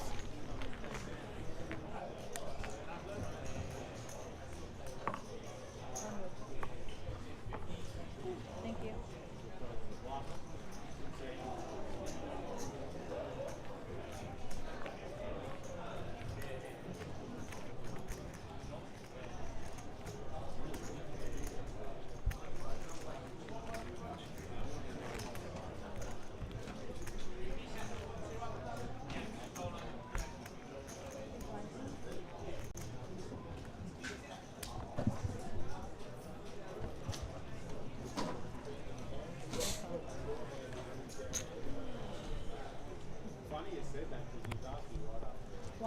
Good to see Mike with the hoodie back on.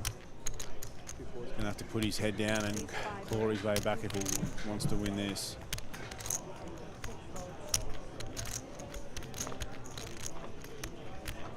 is going to be interesting to see what Amin does with these type of hands. King 7, a hand that plays really well, plays well enough post-flop. Now I feel like Amin would be looking to 3-bet here with the King 7-0, for example. Now he's got Will covered. The King 7 is just a little bit too good, and we want to see a flop with those type of hands. But you know, Amin's an unpredictable beast, and you know, he's just flopped a nut flush draw on a board where Will's probably going to be betting a lot of the time. You know, we're going to see probably 150k bet to 200, yeah. So, and this will be interesting for Amin what he does here, you know, with ICM concepts in play. Not a board we want to be doing too much raising on. King high will be good a lot of the time, again, especially that it is here, but you know, Amin's going to agree with that and come along with a call.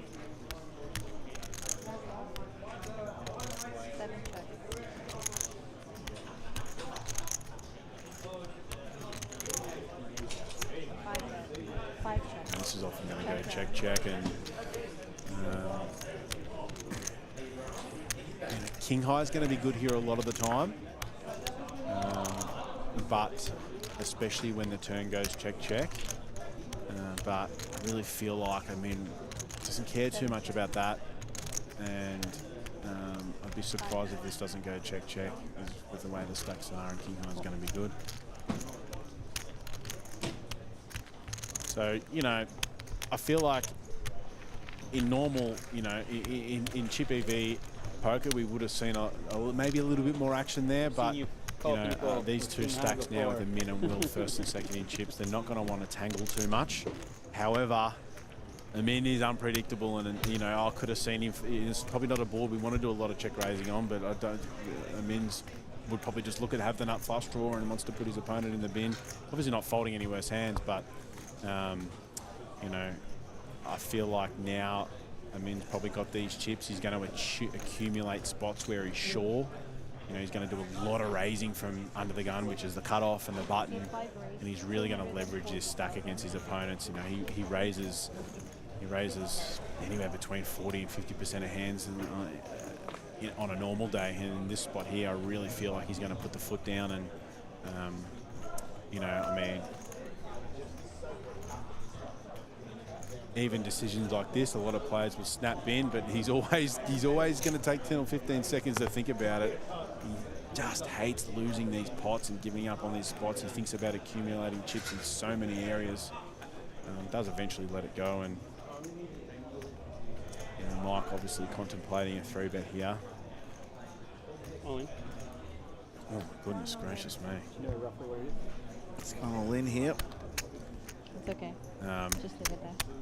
I mean, yeah, Queen 2 off. I guess Mike's picked up some type of read. Geez, you'd want to. Because it's not a all-in hand. No, it's not. But even with my limited play, this is what he does. This is what he does. He does, yeah. He picked. I'll speak to him about this hand tonight, and he'll tell me 5 specific reasons why he did it. Yes. You know, and he really leverages every edge he can find at the table. You know, and he gets the fold. He gets the fold. I mean, that's. Thank you. It's definitely on the looser side, but you know, Mike's going to have his reasoning for that. And I reckon the reason there was he probably felt that Will was just going to be mesmerised by the pattern of the chips that he's got in front of him. Mike has put in an impressive array of, like, look, you can see his stack here. Like, that's very impressive.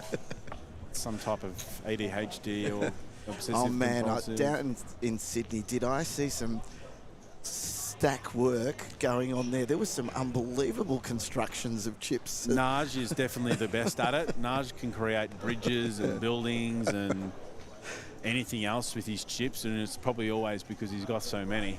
But yeah,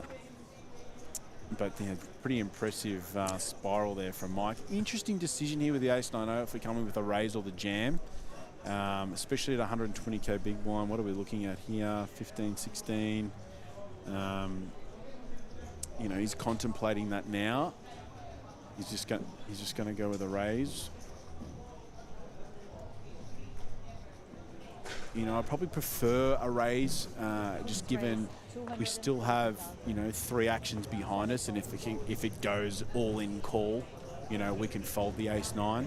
We're just a little bit too deep there to be able to jam there, I think, even though I don't think it would be a mistake. He's got a, you know, he's just being put all in. Queen Jack, definitely a hand would be looking to defend quite a lot, but Will's going to go with the jam there and thinking that, you know, under the gun here, cut off, probably shouldn't have too many raised folds. So the Queen Jack jam here is potentially on the, he's probably lamenting not jamming now, but I think, you know, in that spot, we're not going to have a lot of raised folds, and Will's just happened to find the bottom of his range to be able to just jam the Queen Jack. But I reckon Will's played the player there too. I reckon that even that that hand that we still can't quite figure out, where he just checked the flush, you know, on the end. Yeah. Does it tell him a little bit about, Absolutely. you know, that he's trying to jump up in the payments here. He's, you know, he's not going to take too many risks. Very, very, very good point. Not jamming there, not jamming that flush there. The information that's provided Will has to have been taken into account with that all in, especially with Queen Jack. You know, a hand that we do a lot of defending with, plays really well post, and it definitely in a spot there where under the gun's not going to have many raised folds, and he's just happened to found that bottom 5% of his range that he has been able to raise fold. That 7-5 suited check back on the river has definitely played into that. That tells Will, I don't want to bust yet. I'm afraid of risking all of my chips, basically, even when I have the relative nuts. So, you know what? Let's see 5 cards with Queen Jack, and let's, you know, it's up to you to call. Sure. Very good point. A few comments coming in about the Queen 2-0 jam. Yeah, we did explain that. That was the pattern on the chip stack. You know, obviously not a theoretical play. That's a Mike Maddox. You know, that's a Mike Maddox special. He's picked up on something there that he didn't really feel a lot of strength there from Will, and he's put Will to the test. You know, not particularly the combo we want to use a lot of the time, but as I said, Mike will have the justification for that, and it got through. So, interesting spot here. Amin's going to defend the 9-4 suited. Pretty standard here from both players. Got King Jack suited on the button, 9-4 suited in the big blind. I mean, I'm just not. Amin with a 3-bet. I just assumed that he was going to defend, and the amount of things I've said about Amin, I should never assume anything, so that's my mistake. And he just gets the fold from Will with a King Jack suited. Unbelievable. You know, this is why poker is so incredible. Amin's turned that jack. It's changed everything. You know, Amin's really putting the pressure. He can 3-bet so many hands there against Will, because Will can't jam, and you know, we might find a jam there with the King Jack against Amin, but we're second in chips, and it's a disaster to go broke there. So, you know, power poker there from Amin. Small blind, please. 5 folds. 6 folds.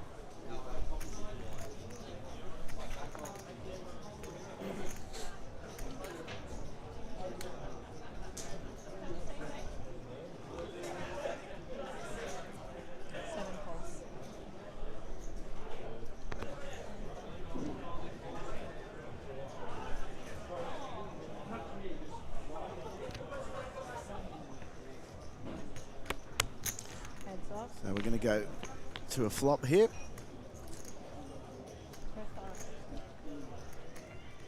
7 checks. 1 checks. Check round. Just waiting for the pressure to be put on by Mike. Very tough board for Mike to be able to credibly represent anything, even though he's just rivered the stone cold nuts.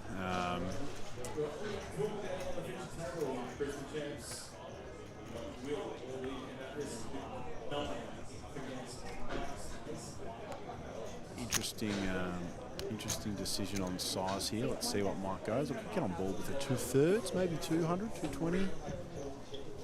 He's gone full. pot. Oh no, he's overbet. The min hates it. He's just going to fold. Oh no, he's not. And he folds. Good fold. Yeah, Probably very, had to very at that point. tough. Actually, potentially get on board with an overbet there, just because Mike can't.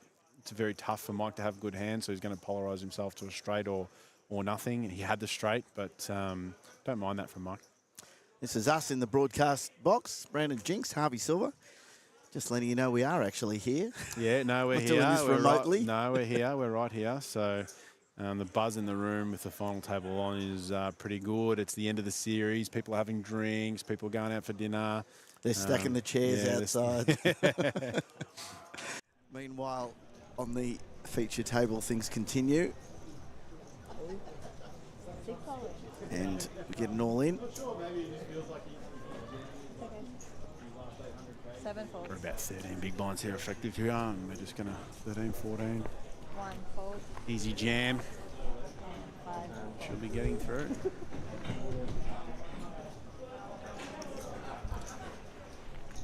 I mean, 6.5 million chips.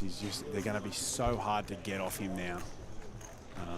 You know, the tournament's really at his mercy. It's going to be tough to be able to, you know, maneuver that. But I mean, if you're looking from the other three players' perspectives, he does play a lot of hands and he does put you in a lot of spots. You're always going to feel like you're a chance. And you always do feel like you're a chance against him, and somehow you're at the river and you're all in and he's got you. But you know, he's going to be someone that the players are going to feel like that they can get their chips back from, because he plays so many hands and he puts you in so many spots. And you just see here, he's got the goods. 10's four-handed. You know, there's no spot here where he'd be folding to anybody. Does help when you get cards. He's had a pretty decent run of cards as well. And the King Jack hand was just incredible, to be honest. Like, I mean, that was such an amazing. Well, I mean, that's a turning point of the whole tournament, isn't it? Really. And it was such an amazing 5 minutes of poker. That incredible bluff. The next hand, Mike just has it. You know, it's crazy. But the poker gods don't care who you are or what you've done. And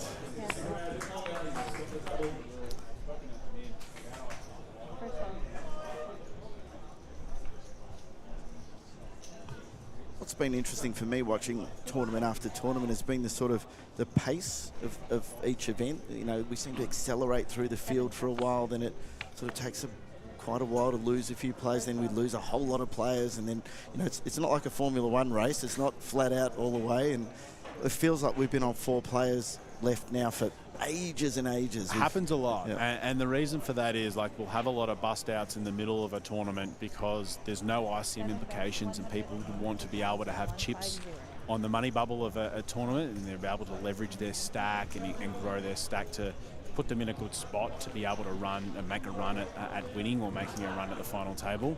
So when we get closer to the money, play often slows down. Players will tank to be able to get close to the money, especially if they're short.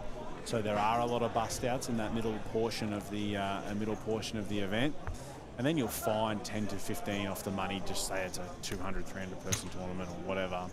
You know, players will often slow down. Spots are bigger. There's a lot more to think about, and play often will slow because ICM has come into play, and there's a lot more for the players to be able to think about. And then when the money break, when we're in the money, those short stacks bust straight away, because now they just want to get their chips in. They're able to get their chips in with a bigger percentage of hands. And what happens there is, you know, a lot of the bigger stacks eat up those chips, and you'll lose a lot of players straight after the money's gone. And then again, when we get closer to the final table, 15 to 12 left, where the big money starts coming into play will slow down again. And the bottom pair. As we'll see, pretty standard here. Mike will raise the 2s and hates folding to the jam from Will. King Jack suited. But standard from both players. Oh. Don't blame me. Blame Will. And then I suppose you get to a point here where, you know, you're talking about really big money jumps and guys who are looking to win it. And, you know, there's guys on this table who are not going to be happy with second. They're totally looking to win this. It's bittersweet, and a lot of people that don't play a poker struggle to understand that, like, even though you may come second here for 40, 45K, it really hurts. It really hurts. There's often a huge jump from second to first. And obviously the prestige of winning a tournament, especially an APT main event, getting second would be heartbreaking. But, at the end of the day, after things cool down 3 or 4 days later and, $45,000 hit your bank, you think, oh, no, maybe that wasn't so bad. Yeah, it wasn't so bad. Yeah. 1 fold. 60,000 on top for this event, as well as the beautiful glass trophy and all the kudos with being the Brisbane Championship champ. It was a $750 buy-in event, and we had 465 entries, which is honestly quite phenomenal. We were talking yesterday with might have been John Boardman talking about the more than just PLO, and he was talking about the last big PLO. They had 22 runners, and this one had 76. Yeah. I mean, just the jump in that is just amazing. No, it really is. The numbers are incredible. That Omaha's starting to become really popular, and we've got an all-in call here. And it looks like under the gun is jammed and Will's called it off. Or we might have missed that. It could have been a raise and then a jam, but nonetheless, with what we've seen on this table, anything could happen here. Of course it could, but if a king or a jack comes, we'll be down to 3. Pretty clean run out for the short stack. Ace high still holding. Some backdoor equity which doesn't come in. No, it's only a jack or a king here, and you will get the double. Double up. Such a swingy, such a swingy tournament. Anything can happen in tournament poker. You're just never dead. You're just never dead. Will had Shipley for so long, and it's been whittled away down to 15 big blinds.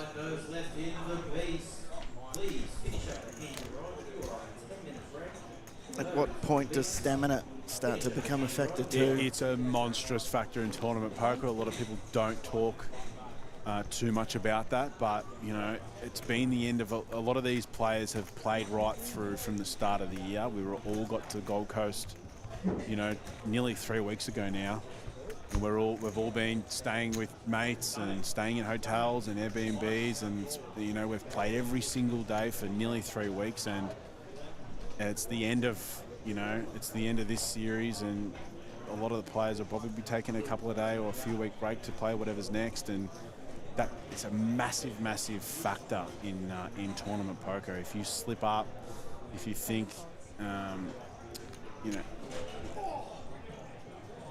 good here. So it's such a huge factor. I'll never forget the first 10K I played, the Aussie Millions 10K, and day one was a 15-hour day, and I was only just new to the game. And to this day, I still can't remember what happened in the last 3 hours of poker. And, I was just exhausted. And when you get to the end of these series, at the end of a big week, and you've been in a lot of big spots, people say that this is not a sport. It's the amount of intellectual fortitude it takes to be able to play at the top of your game for every decision, 12, 14 hours a day. It takes a hell of a lot out of you, and it's really going to come into play here. People don't speak about it enough, and a lot of people.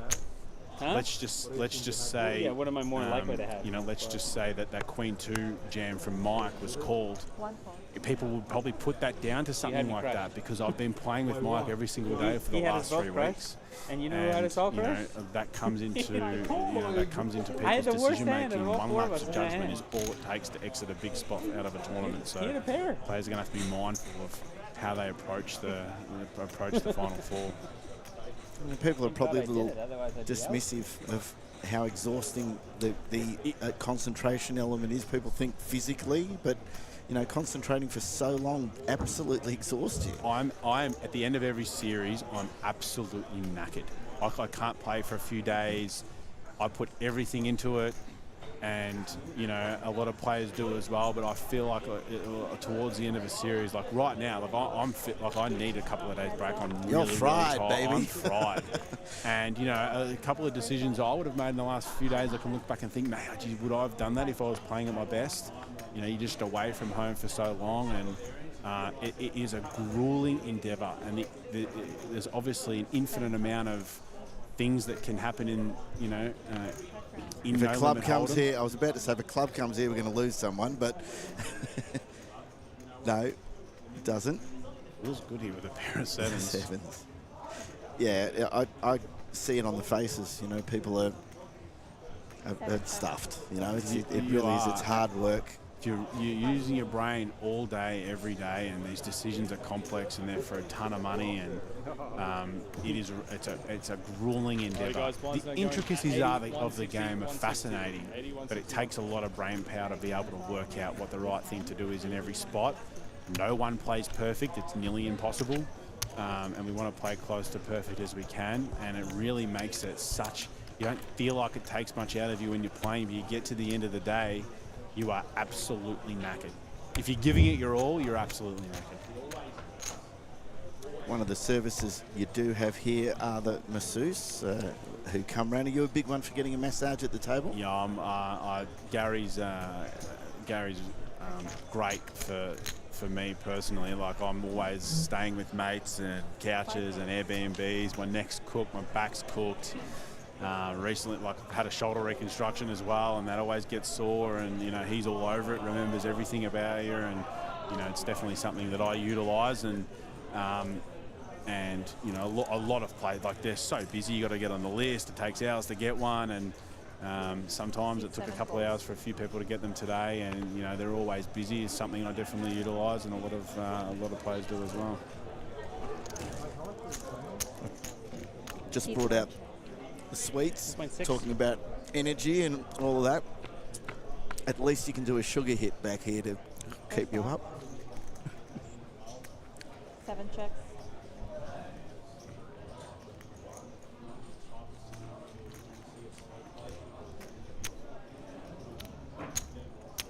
Seat 1 bets 160,000.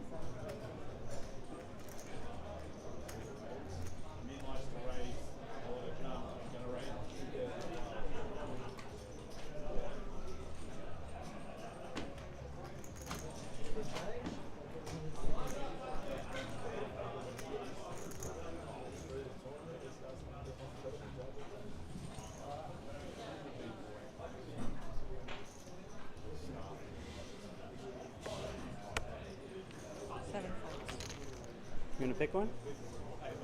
If you want to show one, left. This? It's very good. It's a good pick. It's a good pick. Should have seen the other one.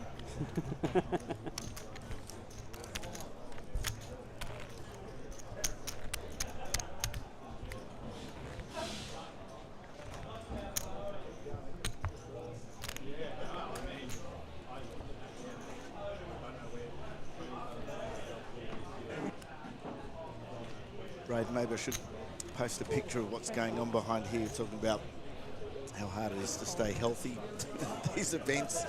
We've got half a container of hot chips, sweets, beers, Coke, it's really tough. Nuts. You're just eating crap. It's tough. Playing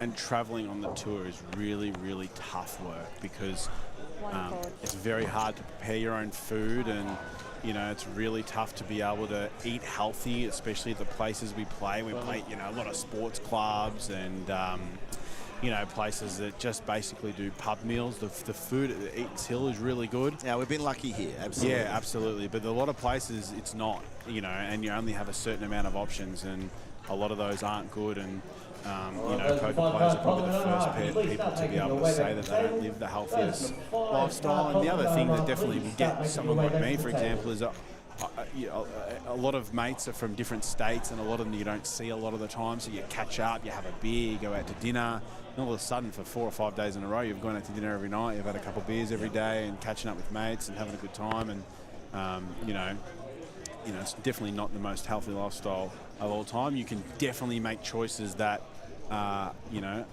are conducive to a healthier lifestyle when you're playing. However, you know, it can be tough when a lot of those places we're out in the middle of nowhere playing in the big convention centres where, you know, we've only got the pub meals and it's very hard to prepare your own food when you've booked Airbnbs and hotels and whatnot. So you just got to do your best when you're on there. I feel like that's one of the reasons it'd be good for me to get home, get back into the gym, cook your own food. Definitely on the really in the bottom 5% of Mike's range here is the 7-6 suited. You know, obviously probably not good enough to be able to jam here, and he's able to get away if it goes re-jam and all in. We can let it go, we can raise, but you know, Mike's not a folder, and we can definitely get on board with the raise there. And I've just read a couple of comments that have come through that Will folded sevens four-handed. There's 3 comments in relation to that, but anyone else just loves can't recall that hand. The hand that I recall that Will had was that Mike raised. Isn't this just really fun? The cutoff. Playing for big money like Mike this? raised under. We'll call it the There's nothing cutoff. better than making the graphics do say under the end gun, of a but tournament you know, with big it's money up four-handed. there. We're in the cutoff. Having a great time. Mike raised cutoff with 2s, and I believe Will jammed the 7s. So I don't recall seeing Will folding 7s. We may have missed that one, but I do remember him having 7s in that hand where he jammed on Mike and Mike folded. This time on the cutoff, Mike's got the ace-king suited. A hand you would go to war with. And he's obviously will be calling this off at any depth, but especially at 20. We're up to 81.60 now. I keep missing that the blind increase. This is a big jump. So we've gone from 5100,000 to 6120, and the 120 to 160 is a really big jump. It makes stacks a lot more shallow, and we're probably going to be seeing a lot more action now. The stacks are a lot more shallow with this bigger jump in the big blind. We're not far away from another break. There's Crilly out the back there, and Lamb. Look, I'm hoping that they might sneaking in the back. I think they might be sneaking in to see us. Yes. Hoping we might get the boys up here after the break, perhaps, and let them take us through, especially if we're still four-handed and still feel that we're so far away from the finish in this. I feel like even though if we're still four-handed with this blind increase, and I'm assuming, without knowing the structure off the back of my head, it will go to 100, 200K. Once we get to 100,000, 200,000, she should be over, and by the end of the next level or the level, you know, that level or the next level, because stacks are so shallow. You know, for the moment, we've still got a little bit of playability, but it is a big jump, and players are going to be noticing that when it goes from the 120 to the 160 big blind range.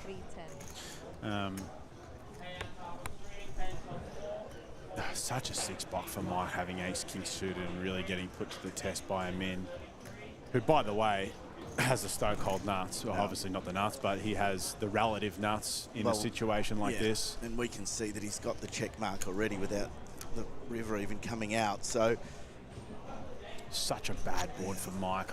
This call is really dicey. He really needs a min to have 7-4 with a diamond, which we know he defended the 7-3 before. It's not out of the realms of possibility.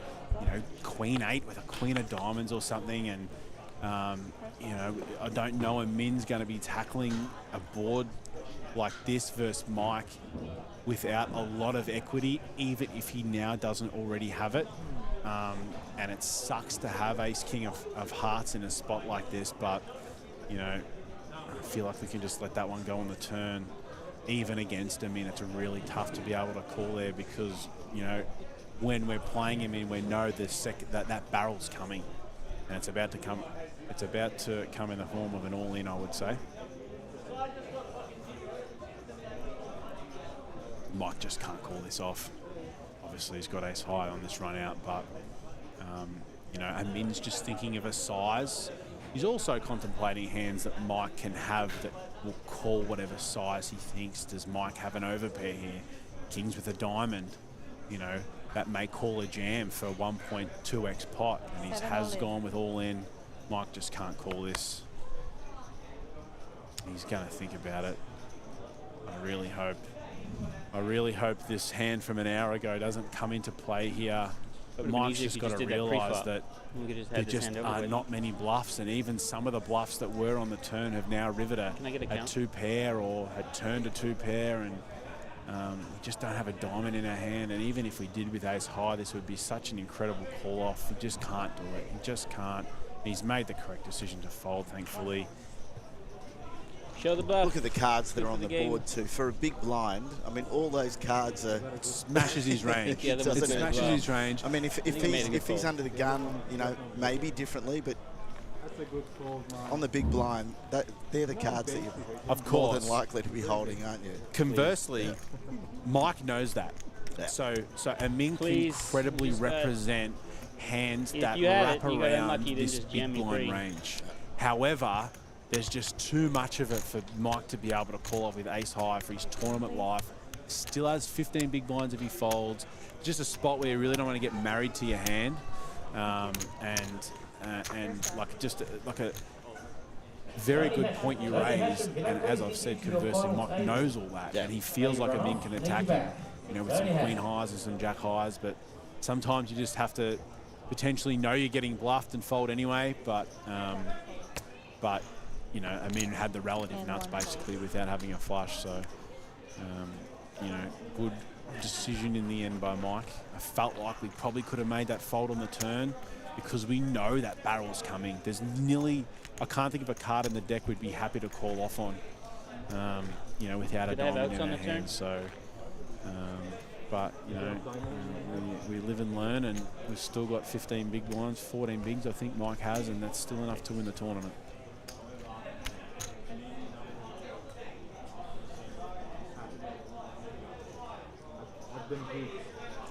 At ace king suited.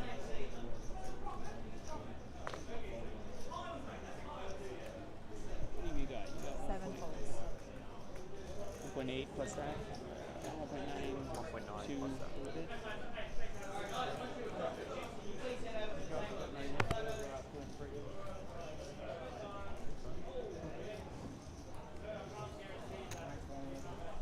Seat 1 folds.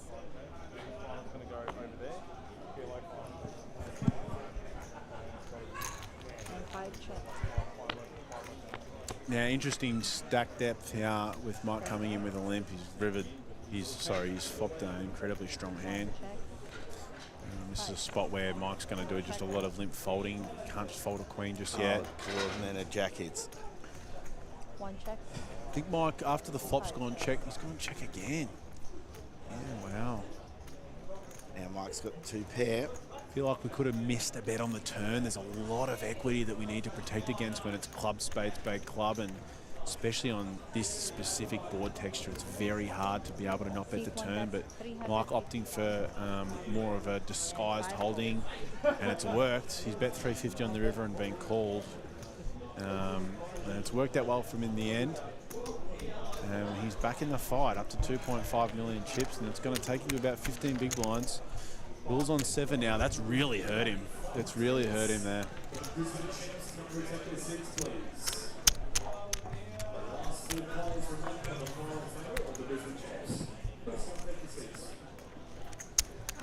Amin protecting his stack well. He's got through a lot of loose 3 bets. With hands that often we'd see defends with, but you know, he's really choosing to leverage his stack, put pressure on.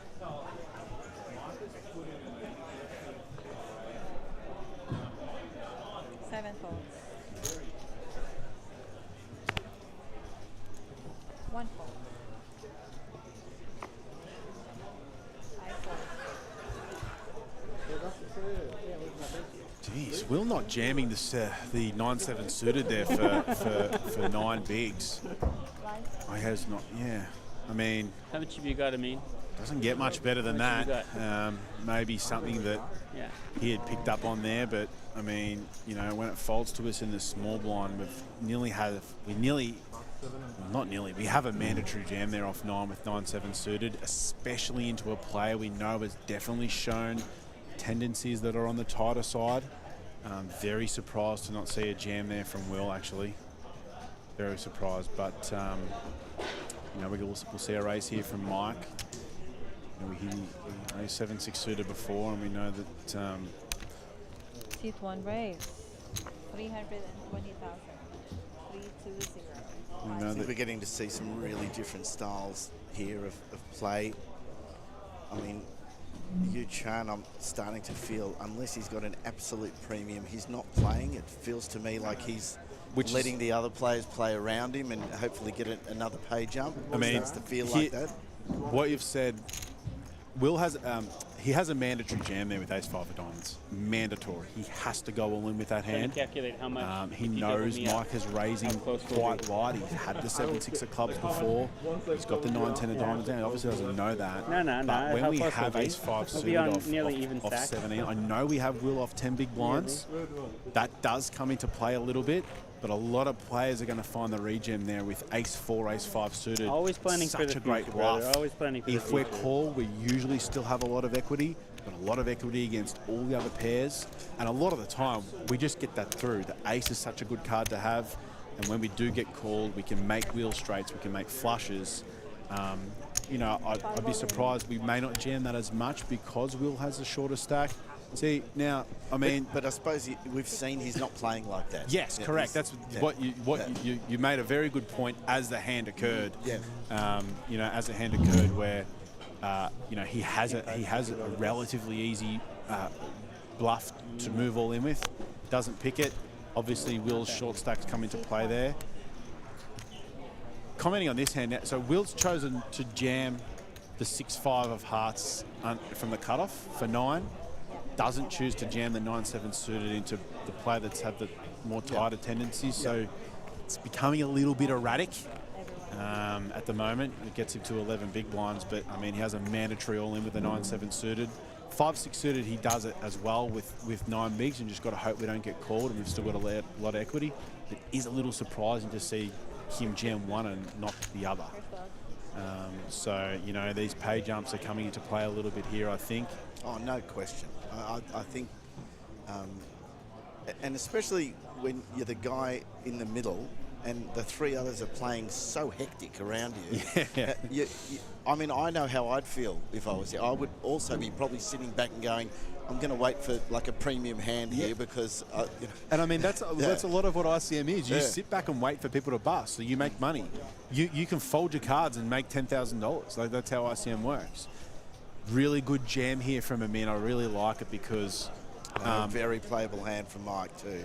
Yeah, well, I just don't feel like we can send this in for 15.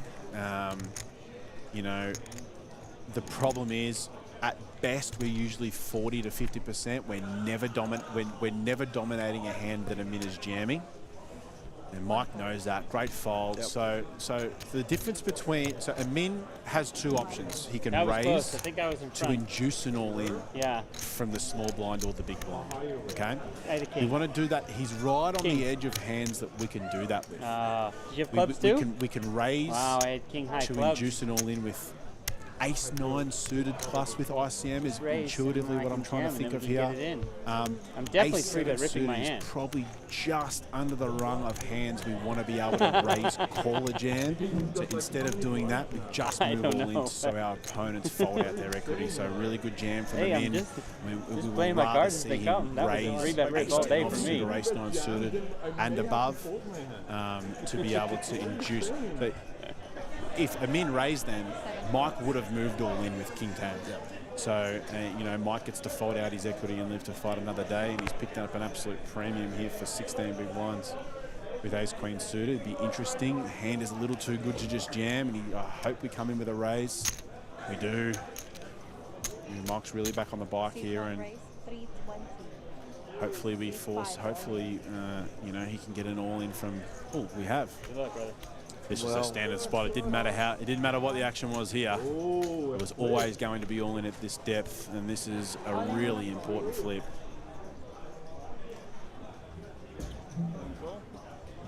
whoever wins this is right back in. If Mike wins this flip, you know, he's back to being one of the favourites for the tournament. And after losing that just cruel hand with the ace-king before, see how he flips here. He's very nervous. I can see it in his face. Most people in this situation do prefer the made hand. So the nines are the made hand, and they hold up for the moment. Some backdoor equity here. If we backdoor a club, a 2 or a 5. 5. And so we can hit an ace, a queen, or a 2. Wow. So Will doubling up, and Mike gets very short. 5 big blinds. God, it's a cruel game. It really is. He just had he had this tournament at his mercy. We can't control what cards come out when we're all in before the flop. And you know, that image that Mike's got, that he's leveraged so well over so many years, you know, really came to a head at this tournament. He got his opponents to put it in relatively dead, and sometimes in tournament poker it just doesn't matter how good you play. It just doesn't matter. We're getting very close to a break now for these guys. I think they're going to get about 15 minutes off the table just to regroup. Mike needs, want to hang around. He's the one who needs the time. He's big on that too. He's big on, he'd love nothing more to get to the break and reset here, Mike, and you know, go for a walk and shake it off and get his energy correct. He's really all about that, and you know, he's had such a devastating run at this final table, and he's really going to want that break. 5 big blinds though is, I mean, we even have a decision here. I feel like it would be on the. This is actually a tough spot. It's going to have to think about it. It's going to go all in. Yep. Yeah, there it is. It's just too much of a hand for 5 big blinds. Seat 1 raise. It's so good to be able to get through. You know, there's so many hands. There's a min's calling probably 60% of hands here. He gets it through. No, I know, he's ace king. Oh yeah, we didn't see that. It's Chan calling. This is unfortunately. It could go, unfortunately, as you say, bang bang straight out of here. A third of the time, Mike will be out. See if he can hit something on the flop. Does he hit something on the flop? He deserved that one. We'll give him that. We'll give him that. Oh no, he's back 10. This would be a brutal 10. No, so he stays alive. Mike stays alive. Doubles up, gets himself up to 12 big blinds. Definitely too much of a hand for Mike, I think, of 5 bigs to not jam there. He's in the big blind, has to pay the big blind ante in the next hand anyway. Jack 9's too good. We can make straights. We can flop 2 jacks. Mike, obviously we talk about the cards. They know who we are, but you know, Mike's lost every all-in basically here, and you know, it's just evened out a little bit for him there, and he's back in the fight. 12 bigs is enough. Finally won one. If the heater is on, boys, you're cooked. The Sun Man taps the felt and says, "Well done, mate. Staying in." There's nothing you can do there. Yeah, exactly. Gonna get aces in the big blind now. Brutal for the other 3 as well. If Ace King holds where it does, 60% of the time they get a big pay jump, but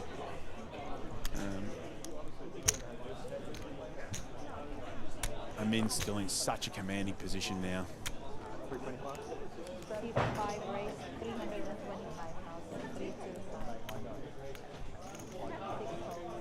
So, I mean, that should hopefully see everyone through to the break now that Mike's been able to double up, and they'll all get a chance to, as you say, have a drink and have a little bit of a think about where they're at, have a chat with their rail. They've all got plenty of people here supporting them.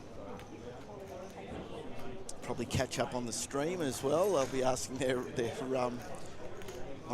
there'll be some discussions there, won't there, if they're catching up with the stream? Yeah, of course. That's so important for players, you know. Mike's really big on picking up players' tendencies. He watches the streams all the time, you know, and that's really big for him to be able to, I mean, I think it's an interesting flop. I think, you know, Queen 10 of hearts, I feel Mike's just going to find a lead here on the paired board. He's also got the flush draw, of course, so paired boards are not particularly a spot we tend to find leads, but with that flush draw, he's got a lot of equity. This is more of a board we'd like to be able to let our opponent bet their range, and we'll just check jam and run our equity. Will might find a check back here with the 2 hearts in his hand and then be 1 on the board. He doesn't want to get folded off that. Mike's counted out his stack and taking a while to check. 1 million. He's just open jammed. 1 million. 2x pot. That was all in, was it? No, 1 million. 1 million. I mean, that's just out of the Mike Maddox playbook. There's nowhere you'd be able to study or learn that, but you know, we do have our flush draw there, but it's I feel like Mike, what could be going through his head, he doesn't want this to go check check, and if the opponent has got a piece of it, he's really never dead. That flush draw is always live, but you know, we don't really ever see leads on paired boards, especially in ICM. But you know, Mike doesn't care about any of that, and he plays his way, and you know, that's, I mean, certainly an interesting. That was interesting, but he's taken it down and he's right back in it. He's really right back in it.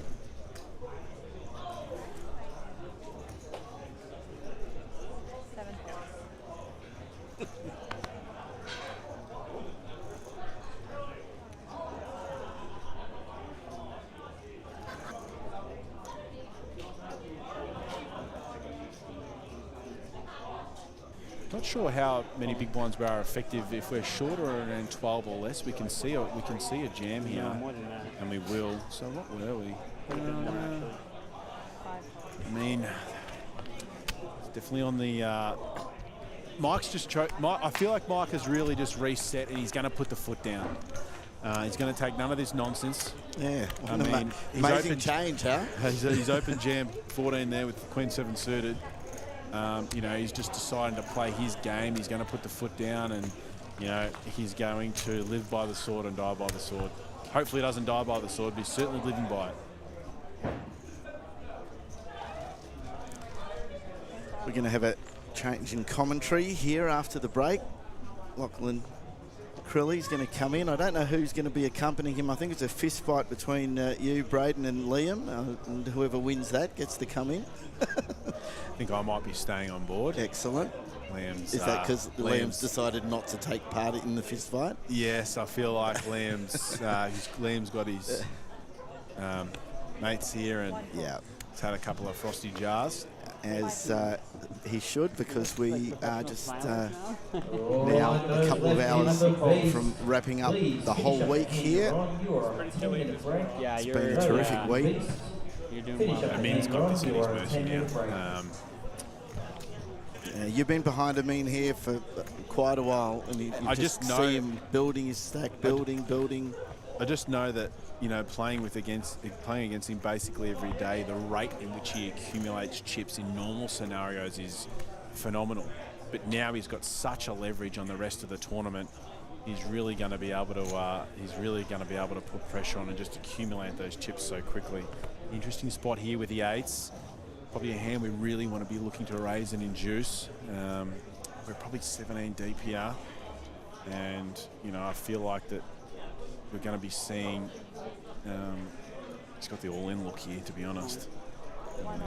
Yeah. Don't mind it either. 8s is probably on the cusp. You know, I'm definitely jamming 7s in a spot like this. I feel like 8s is just really strong.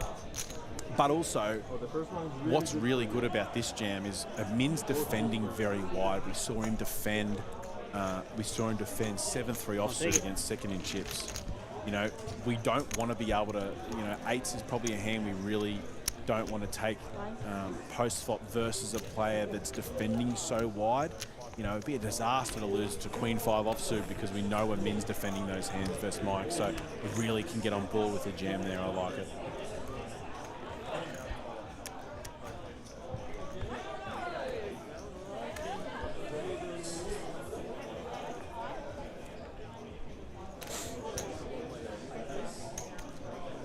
You know, it's so funny about these plays with Mike. I've obviously, my first friend in poker, had taught me a lot about the game, but these things, he never taught me these. He always does them, but he doesn't teach them. He always picks up on these real small intricacies of the game, and he'll say, you know, I saw the player do this with his chips. It doesn't have a big hand, so I'm gonna jam. And You know, he's definitely someone that picks up on those real small tendencies of players, and he really looks to leverage that against them. Also think when you're both a coach and a player, you do keep a little bit in your kit bag. Of course, absolutely, absolutely. I can guarantee you that, you know, the Queen 2 suited overbet lead is not in the playbook, but that's something that he's picked up on his opponent that he wants to be able to, you know, take advantage of, and you know, he's doing that, and he's back in it because of that. Because of that, he is back in it. Yeah. You know, I'm not sure how effective Will is here, but I feel like a min may just open jam this. Similar spot to the ace-3 suited. I just don't. I think Mike's about 18. Yeah, he's gonna move all in. I don't mind. I just not aware of the exact effective stacks are, but yeah. Really can get on board with the jam. Similar concept we explained before with the A7. And I think partly that was also the last hand before the break, so no one's going to get too frisky as well. Also true. It comes into play, that stuff. Yeah. All right. Well, I think it's 15 minutes, the break. We're going to do a little change. Lockie will come in and take you guys through, perhaps right through to the end. We've still got 4 left. We've had 4 left, it feels like, for about 8 hours, but I'm sure that play's going to continue to accelerate. The blinds are really getting up now. I think the next level is 200, 100K, 200K, so we're going to see a lot of action when we come back from the break, no doubt. Terrific. Well, stay with us. We've got more viewers than we've had the whole week at the moment. Everyone's obviously fascinated by this final table. We'll be back shortly.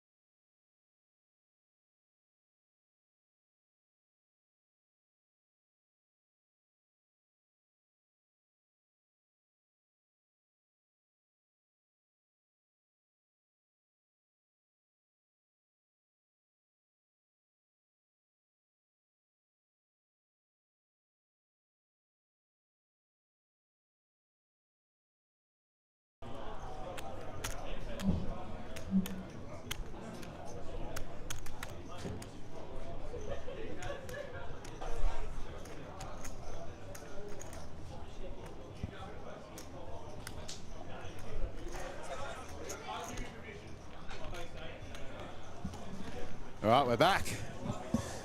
And we've got the dynamic duo that we had last night in the PLO, which was an amazing stream to commentate. It's myself, Braden Jinx, and Lachlan Crilly. Welcome, Lockie. It's nice to be in the booth with you again, Jinxie, to finish off this final table. Now, we are going to 100, 200K, so as we predicted prior to the break, really feel like this could be over quickly just with the way, you know, it was only 2 levels ago we were at 6120, you know, such a big increase. Stacks are so much more shallow now. We may see the end soon enough. Looks like Amin's still got a commanding chip lead at the moment. A lot of middling stacks. I mean, middling, but very short. They're all around the same stack depth. Like, look at it, Yu-Chan, he's got 5 bigs, so you're right, they are very shallow. Yeah. Will's just found the mandatory jam with the Jack 10. You know, Mike's back in it now. He's from 5 back to 13 big blinds. Obviously, he's run poorly, but, you know, as we were saying before, like 4 or 5 bigs, you might think he's out of it. You're never dead. You're never dead. You've got to grind those 5 big blinds. It's so valuable. His stack's worth so much money, isn't it? Yeah, I mean, one more double and he's right in the mix, isn't he, with those other stacks? Just needs to hang in there, find some spots. Been a very light open there into a min. And we have a mandatory all in here from you, I'd hope. Yeah, it looks like this one will be going in and will not be called. How's the week been for you, Lockie? You've had a very successful run at it. Yeah, I tell you what, couldn't have rode up a better start to the year. Got a couple of trophies, which is nice. Nice to get some money in the pockets as well. So it's a great way to start the year, Jinxie. Certainly is. PLO 5 and the... Yeah, the bankroll builder. The bankroll builder. So the bankroll is being built. Yeah, yours doesn't need too much more building, mate. But it always helps. Oh, I wouldn't say that. But it's funny that you win the tournament called the bankroll builder. But yeah, fantastic way to start the year, Jinxie. Very, very, very blessed to run the way we have at a couple of tournaments this Playing series. well, obviously, mate. Yeah, it definitely helps. Feel like I'm playing some of the best poker I have at the moment, but definitely running very, very good, especially in the late stages. When you combine those two, pretty formidable. There's more coming for it. Pretty formidable presence when you're combining those two. You're running well and playing well. Very hard to lose.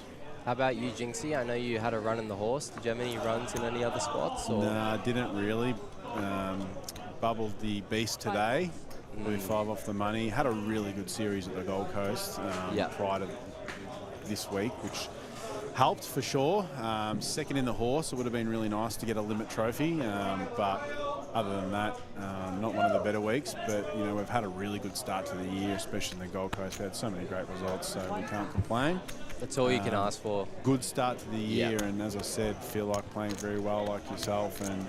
You know, it's only 3 or 4 tournaments here that we've bricked, but... it puts dinner on the table. It certainly does. It certainly does. There's not going to be a lot of chances to win a horse trophy. I feel like that might have been the one that got away, but, you know, comprehensively out there, played there in the low games by Donnell, and, you know, we move on. We have a bit of a break. What's next for you?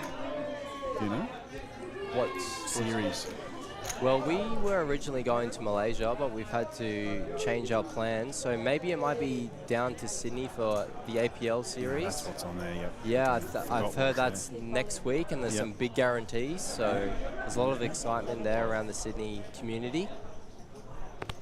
Looks like Yu-Chan's gone all in here with the ace-10 suited, and he'll take it down. What about you, Jinxie?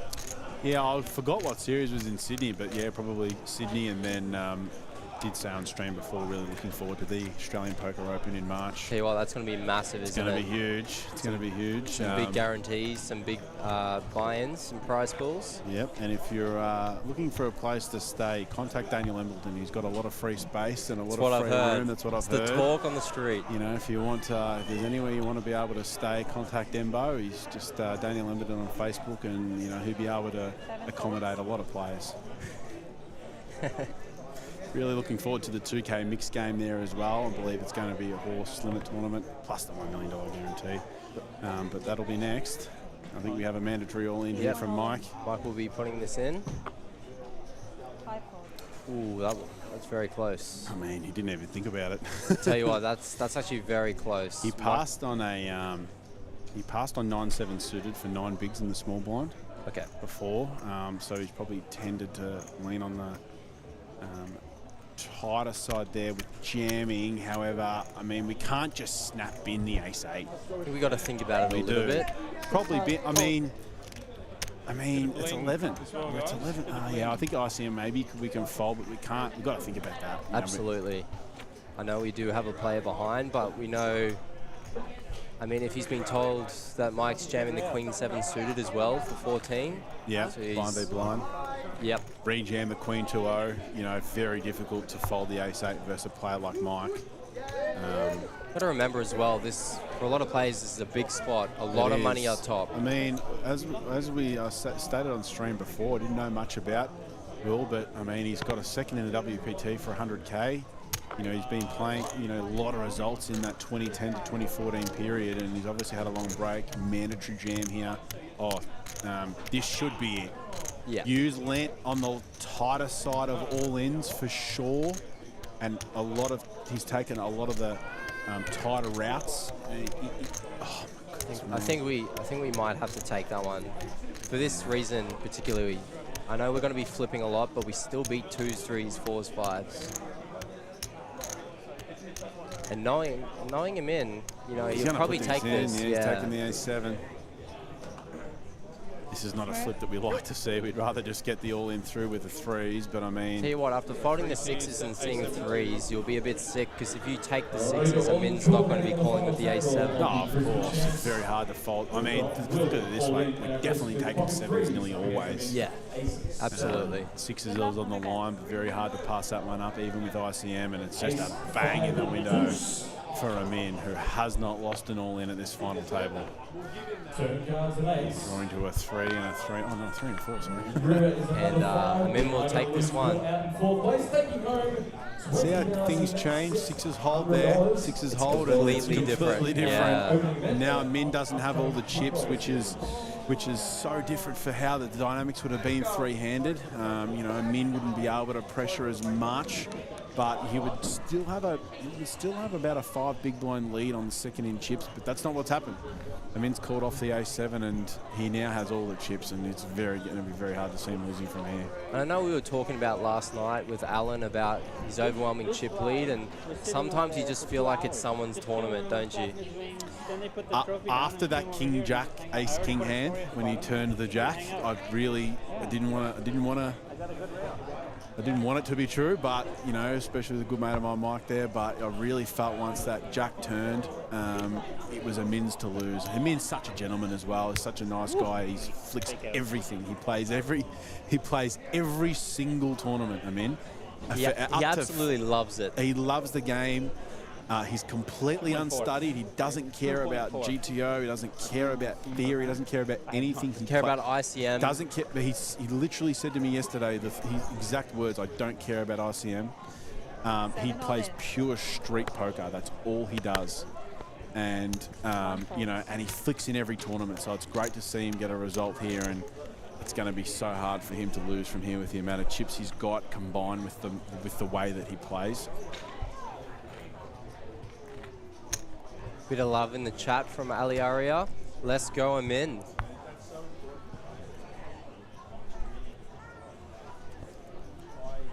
It appears we've got the most viewers that we've had all week. You know, we did have that in Sydney when yourself and myself were in the booth for the main event. Oh no, it wasn't for the main event. It was for the. Yeah, thank you. That's perfect. Was it the vault? Might have been. The vault, and we clocked the biggest amount of users for the amount of viewers for the week, and we've done that again. It appears, but a lot of people here, they're not tuning in for that. They're tuning in to watch these players like Mike and Amin really go at it. You know, mandatory all in here from Mike. He'll get it through. Blind versus blind, and he'll get that one through. And I tell you what, when you're close in chips, which Mike and Uchana is these like pots that you take down to separate between third and second is massive. It means so Just much. a few big blinds can make you so much more money. Absolutely. So Mike and Yu Chan are basically racing, hopefully, to get that ladder. And the Min's in a very comfortable spot at the moment, but a lot can change very quickly. Especially just with the shallow nature of these stacks.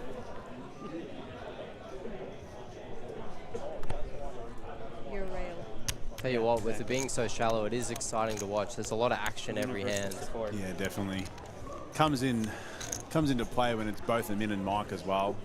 They're taking all the correct jams. They're taking wider than what theoretical correct jams are. Playing a lot more hands than a lot of other players would. Yeah, they're both very much not afraid to put chips in the middle, are they? Count our stacks and then look at the total chips in plays here. That ace-4 suited bluff from Mike was something to behold. I didn't see it, but I heard about it. It was unreal. It's been a long day, long week.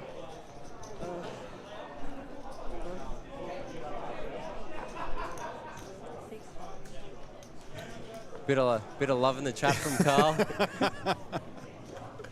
A lot of love. The sound of Krilly's voice is like nails on a chalkboard. Stick to playing poker and not commentating. I haven't looked yet, but it feels like we'll cop it. It's definitely on the hard side, I believe. But we'll cop it. We'll take the good. Had a lot of really positive comments, so we'll take the good with the bad. Absolutely. Oh, this is actually very tough for Mike. I feel like, what have we got, 11?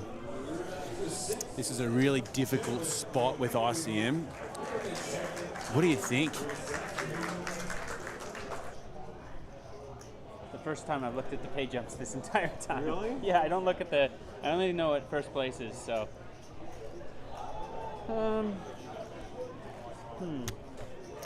What do we think here off 11 with the King 8-0? No, you don't want Just me with to how the other stack interacts with us with ICM, we've got the exact same stack as third in chips. It's very difficult to fold here. What is the disparity? Does he have I honestly think it's exactly the same. If they're exactly the same, then I'm probably taking it. Yeah. Everybody on stream 3 or 4 exactly bigs what away, to do right now. probably folding it. Yeah. I think that's what we're looking at. It's going to be very difficult for. You want me to do?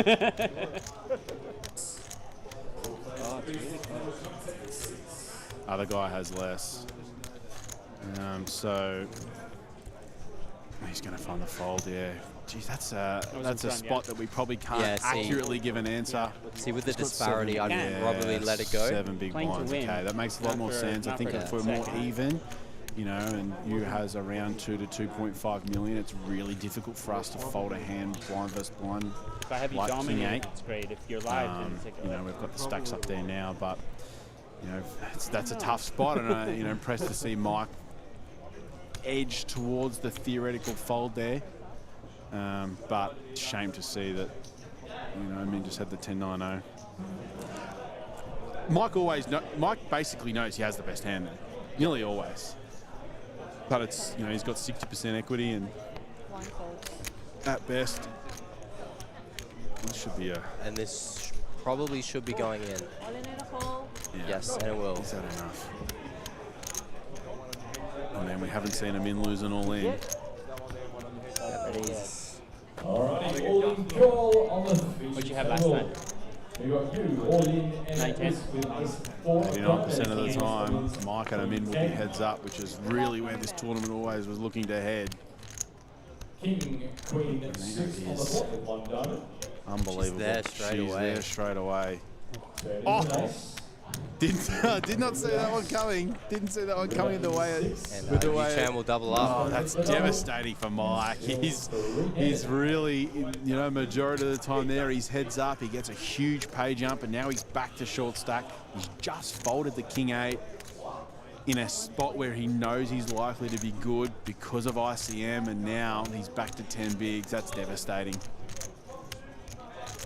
But Yu's doubled up, his fans will be happy, and we're still three-handed.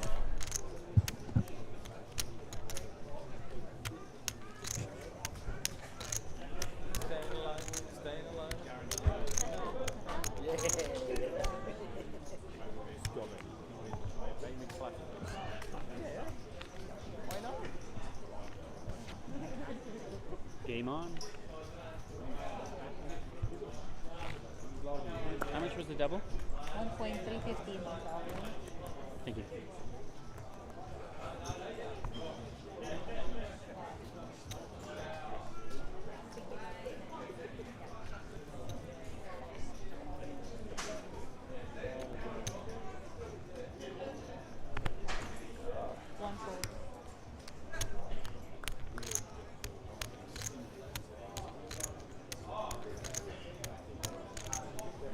What are we looking at here? So we've got 14 big blinds.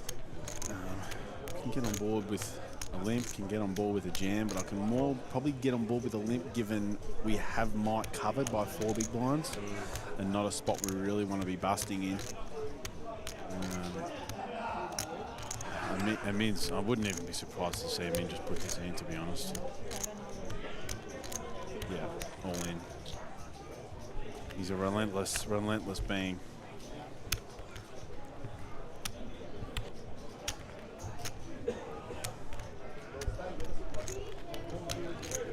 Really interesting dynamics between Mike and you now. You know, we saw Mike fold to King 8, and you know, I really feel like that these Amin's just. I mean, we saw the Queen 8-0 there.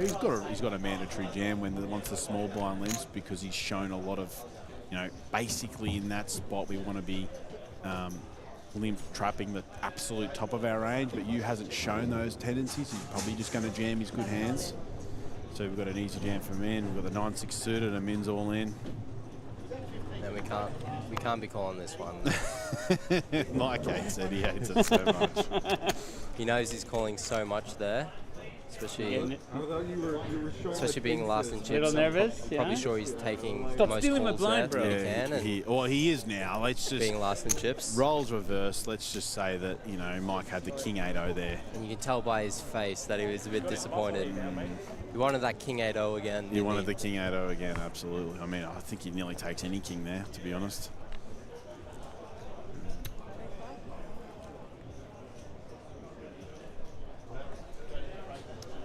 Yeah, we're going to see it. I mean, Amin's so unpredictable. Like, he just folds the 9-8 offsuit there where, you know, sometimes and Mike's going to find he's got a mandatory jam, 7 big blinds. Yep. Jack 4 suited. Queen 9, he reckons. And he seems to have run into a hand. Wow. Queen 9. I've had an ace every single time I've jammed here. All right, well, this is it. You know, Mike's a bit surprised by that call because we know that you's made a couple of tight folds, but we're going to see a flop and Mike's at risk. No more bets. Good luck. Oh, goodness me. That's the worst flop. That's not a great flop for Mike. There's not many ways out of this hand. He's going to need a 4 and a 4 only. That is devastating. That is, Mike, we're going to see Mike out in third. You couldn't have seen, you know, a couple of wild jams there, but we really couldn't have seen him play better. He came in with a bluff that got the whole room talking with the ace-4 of clubs. He woke up with the goods the next hand. He got sucked down on. He's really going to be devastated with that finish. It really would have felt like that was his tournament to lose. Didn't run well in that ace-king jack hand changed everything, and you know, that third. No problem. What's he get for third? 39, 20. Still a good score for third, but you know, I think that you know, he's really going to be disappointed. So we spoke about spots like this before, where like a lot of our relatives and girlfriends, partners, mothers, dads will say, what a great run. You must be so happy with $27,000. It's always bittersweet. And you come in the next couple of days and you really feel like what could have been, but when the 30K hits your bank account, it makes it all feel a little bit better. Tell you what, the money is definitely nice, but I know Mike and he always tries to play to win. Money actually, that 100% Mike's one of the only people where the money doesn't matter. Like, not that the money doesn't matter. Of course the money matters, but he's playing for the win. He's playing for pride. Mike's a competitor. Mike's a competitor at heart. And absolutely. The money always helps, and of course he definitely would have loved to have won. But Mike's a winner. He plays to win. He's so competitive. And that's you know, that's been his mantra for poker for his entire life. And we see so many times where Mike comes into final tables with all the chips. He basically never doesn't win. So I've used a double negative there. It's poor English, but I think that you know, he always wins when he comes in with these amount of chips because he just loves to win. He's a competitor. He puts his opponents in spots, so he's definitely going to be disappointed. Tell you what, he is relentless when he gets the chips. He and is. he's had a great start of the year, Jinxie. Winning the Invitational. Yep. Winning the Invitational was, you know, you couldn't have a better start. You actually couldn't have a better start to the year. It was a free roll. It was a tournament of champions. You know, I was on that final table, and I remember thinking, like, you know, this is the first tournament of the year. Actually the very first tournament of the year. Imagine walking away with, I don't even know how many, I don't know how to calculate that many buy-ins because it was free. Exactly. But taking home 30 lacquers is pretty nice for a free roll. For a free roll, you know, we obviously had to win our way to get into that, and he's done that. I think he won a PLO as well that week too, and, you know, this result here, he's had an incredible start to the year.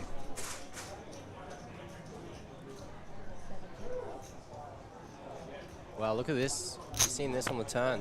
So we'll pick up the action. Amin's bet 200K, so he's bet min. And Yuchan's raised with the Jack 7. And Amin will win. Look at him, look at his face. He can't believe he's got a 2. Okay. That face that you just made is a face that many players have made when playing against a min. Absolutely. And then he rocks up with a holding that he absolutely shouldn't have. You have a face of disgust, and then you realise, you know what, he got me for the absolute max. We've had a ton of requests. I'm not sure what's going to occur, but we have the 5K rotation final table on out the side. Some of the biggest names in the game in Australia are on that final table, and we've got we've got many requests to be able to get that on the stream. I don't think it's going to be happening. Where, you know, a lot of the facilities are packing up here and it's getting towards the end, but we'll see what we can do. Yeah, I saw the likes of Naj and Malcolm on the FT, and with a cool 56K up top. Unbelievable. They got a great turnout for the 5K rotation. Naj is amazing. Naj won the 5K on Tuesday. Pop-up 5K for, God knows, 40-something. And here 50. he is again, backing Here he is up. again, backing up. Probably going to win another 50. It's change in the pocket for Naj again. Tell you what, though, Yuchan gets one double here, and it is on. Absolutely. It is absolutely on. Starting to show his emotions now. Oh, it's a massive spot, isn't it? It is a big spot. It's a big spot. You can play tournament poker for years and years and not being live tournament poker for years and years and not being a spot like this.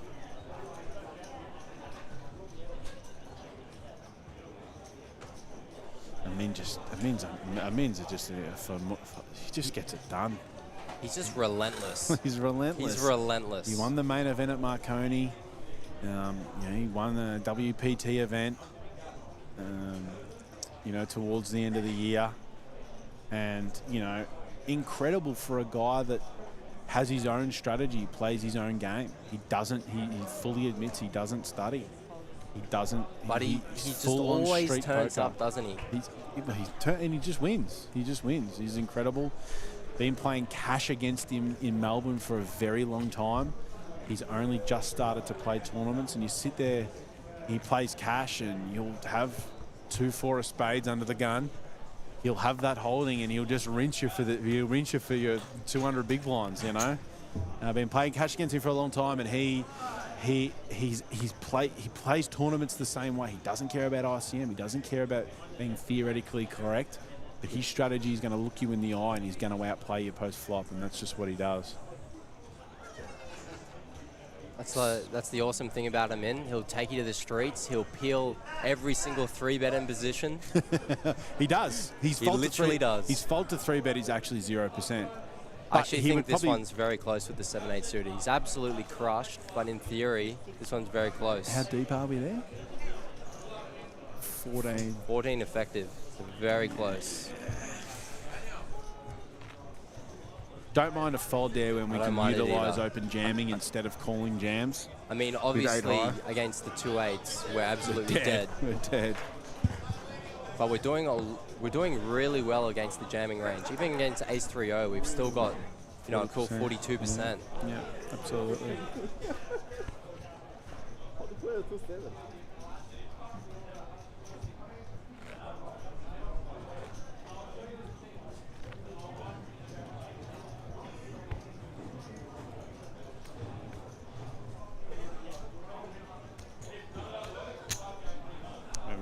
just find another open jam here again with the queen non-suited. And with the big blind ante, every time we take down the pot, we're bringing in a lot of chips. Oh, absolutely. Definitely adds up when you're sub 15. He's not happy. He's really starting to feel the pain. Yeah. So Yu Chan's down to 10.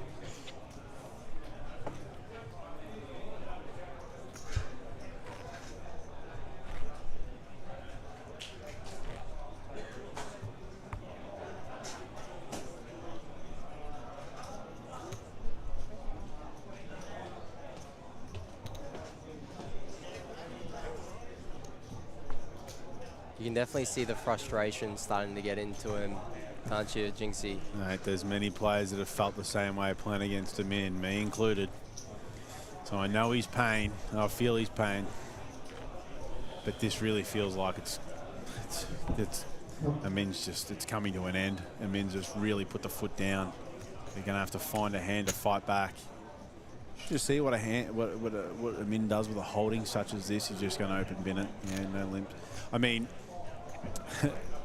that Amin's theoretical whatsoever, but we should never be folding ever, basically. When it's big blind ante heads up, we have to limp at the very least 100% of our range for hands we're not jamming. So it seems, we've got to limp 7-2-0 there. It sucks, but especially with big blind ante, we just can't fold any hand. We can't fold any hands, and.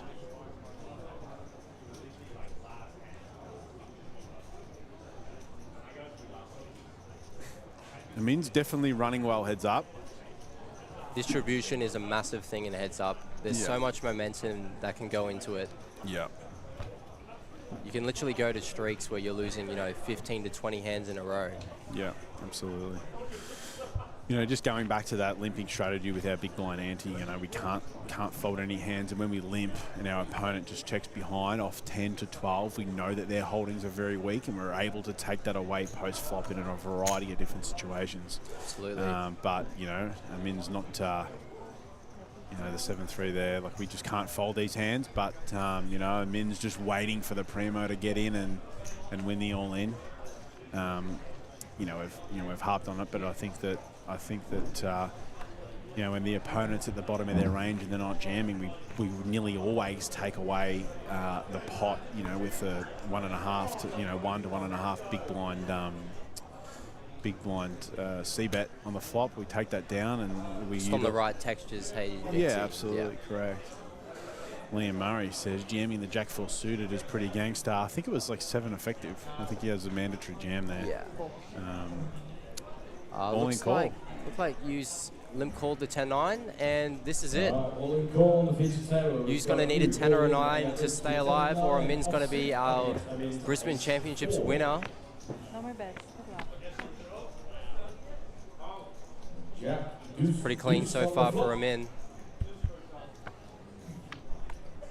Oh, it's going to find the 9. No, it's the first. Oh, there it is. It's the running boat. It's game on here. Min takes it in pride. Such a gentleman of the game.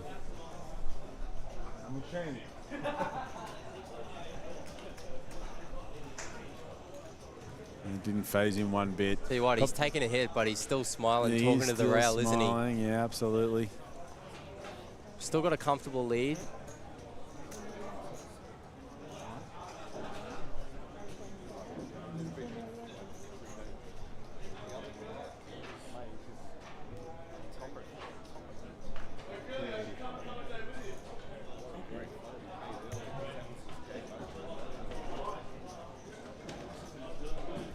Interesting spot now. Like, this is a spot where, Amin really has to utilize that limping strategy. I know he's not going to, but, with stacks are a little bit more close now, we really want to be able to utilize our edge post-flop and play post-flop. But, I mean, I really feel like that, Min just really wants to take it to the streets and get it over and done with. He's very unpredictable. So we're not going to be able to sit here and say these players should do this or do that, because it is Amin and he does what he wants and the strategy works. But he's going to have to be careful here, because he doubles up you again, And I think you would be in the chip lead. Yep, I think he will be. He would be, yeah. Blinds up next hand.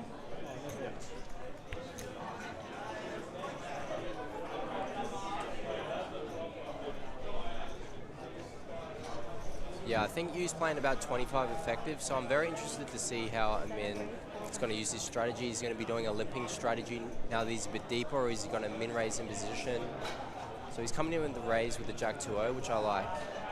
Do you think your opponent's not defending appropriately, or he's not going to be getting out of line, especially 3-betting? Then you can nearly min raise range. Absolutely. You're going to be taking pots down a lot when he's over folding, or when you do get 3-bet, you can just fold. We're just going to see a min attack here as well. It's definitely not a man to take the foot off the gas, is he, a man? He's not. 7 bets.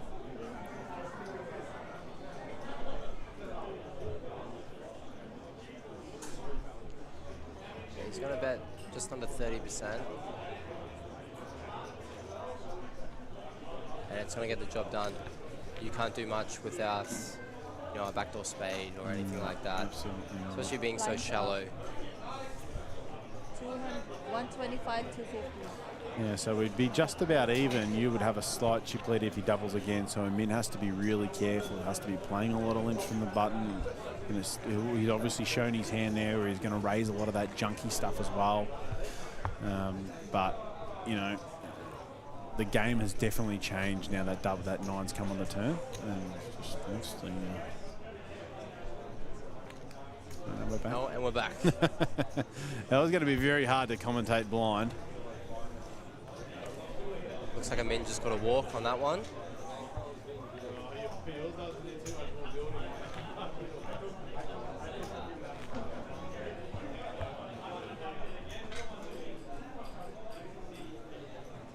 Tell you what, a lot of emotion would be going through these boys right now. Very close to a major title, a lot of money.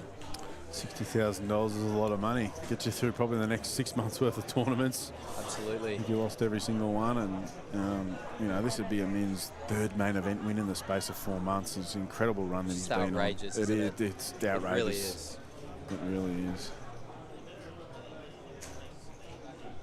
Looks like the blinds have gone up to 125, 250, meaning use even shallower.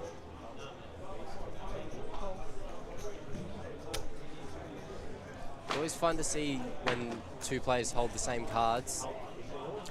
Fortune always favours the brave in spots like Absolutely. this.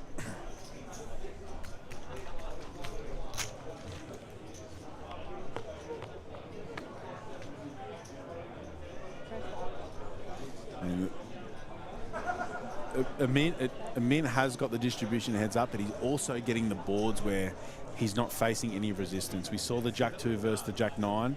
We can't do anything on the 10-10-5. We can't face resistance there from our opponent. We're not going to face resistance here either on Ace 3-8. You know, even with a heart on our hand, like, we can't do anything. And this is where Amin's style and his stack, you can see the frustration on Yu's face. Like, he can't, there's nothing he can do. Amin's just taken into the streets and he has to have a holding to be able to fight back. Like you said, Jinxie, that's a lot about the distribution and variance in the heads up as well. When you're getting those sort of textures that favour your range. Yeah, it's not just running well and getting the cards. You've got to remember, he's getting these textures where our opponent can't, they can't fight. Especially being sub 15, he's really not going to have much ace-x at all. None. He has none. He has zero. He has zero, you know, so. Literally none. Yeah. You know, if the turn's a 5, we just fire again. There's nothing we can do. There's nothing our opponent can do.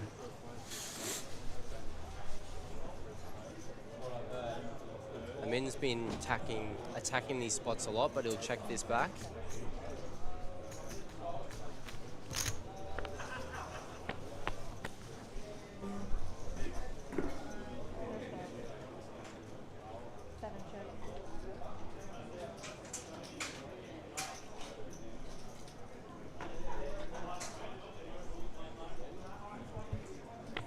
That means literally flop the nuts here. Like, again, same concepts apply. Our opponent has no ace-X once we have that 6 in our hand. These textures are always very interesting because both players actually don't have much ace-X in their range. So like you said, Amin's going to have the best hand here a lot. Yeah. And User's going to find the 10 on the river. Should see a bet for value, but You's shown a tendency to be on the tighter side in spots such as this. We saw him check back that flush incredibly when we were four-handed. You know, we have to fire a value bet out here. Yeah, just target some like queen highs, you know. 6x, 7x. We can't, and I'm really glad to see that he's just thrown a stack out there with no real. And this is a really tough spot for him in. The way it's played, check, check, check, check. Having him pair heads up, it's tough to make pairs. It is, and it looks like he has a 10. It really does. It really does. You know, he's got a 2/3 size here. Very little. I mean, we do have bluffs here, but Yu hasn't shown those tendencies thus far at all. By the way, at all. He's always he's shown a side to be able to you know, not take those bluffs, and Amin knows that, and he finds a fold. Great fold from Amin. It's a really, really classy fold. It looked like a 10, and it was. We're still, Yu's got 3.4 million chips, but he's only 13 big blinds deep now, and with that blind level going up to 250,000, so I mean, it could be over pretty shortly, but yeah, that's a classy fold from him, and it really is, especially when it goes check, check, check, check. So easy to just flick in the call there. I probably would have myself. I'm like, but Yu has not shown a tendency to bluff at all and check back really strong hands. Yeah. Amin knows that. He would have got some information from his rail, and he's applied it correctly in that spot.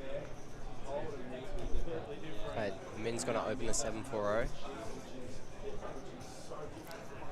So I think, you know, the strategy we're looking at here, Amin's going to be raising his real junky stuff, look to limp things that play well post. I mean, you just, we can open 7-2 off with impunity now. We know Yu is folding Jack 9-0. He called Jack 9-0, 15. Oh, you just he jammed, did he? 3-bet jam. He's 3-bet jam. Sorry, okay. Yeah. That makes a lot more sense. I was trying to have to explain what if he didn't, but yeah, okay, that makes a lot more sense. Because we saw he just called the Jack 9-0 before, and he had to fold the 10-10-5. Yeah. So this time he's opted to jam it, which is good to see.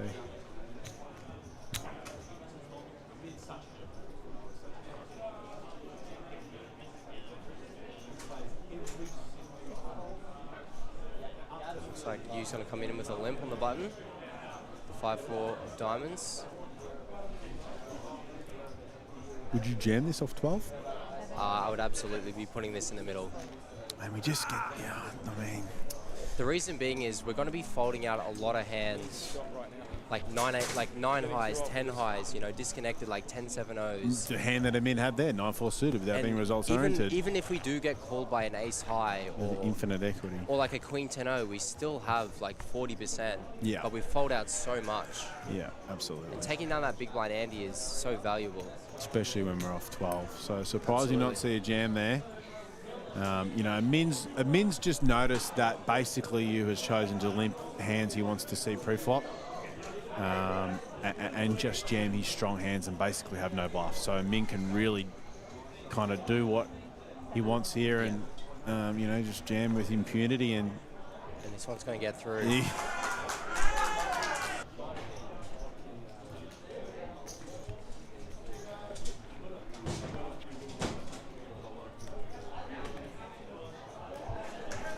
You'll be seeing a lot of noise there, and that's from our beast final table over to the left, and a lot of big names left in that field as well. And I feel like someone's just run a real big flip for all of the chips because it nearly blew our microphones apart. It did sound like Travis O'Grady. Might have been. It really felt like that was him yelling and screaming, so he must have wanted to flip through all the chips. You could hear the Sydney boys getting up and about, couldn't you? Yeah, could. And again, Embo's there, probably cheering his good mate Travis on. If you want any accommodation for the APO, get in touch with Embo. He's got a lot of room. That's what I've heard. It's the word on the street.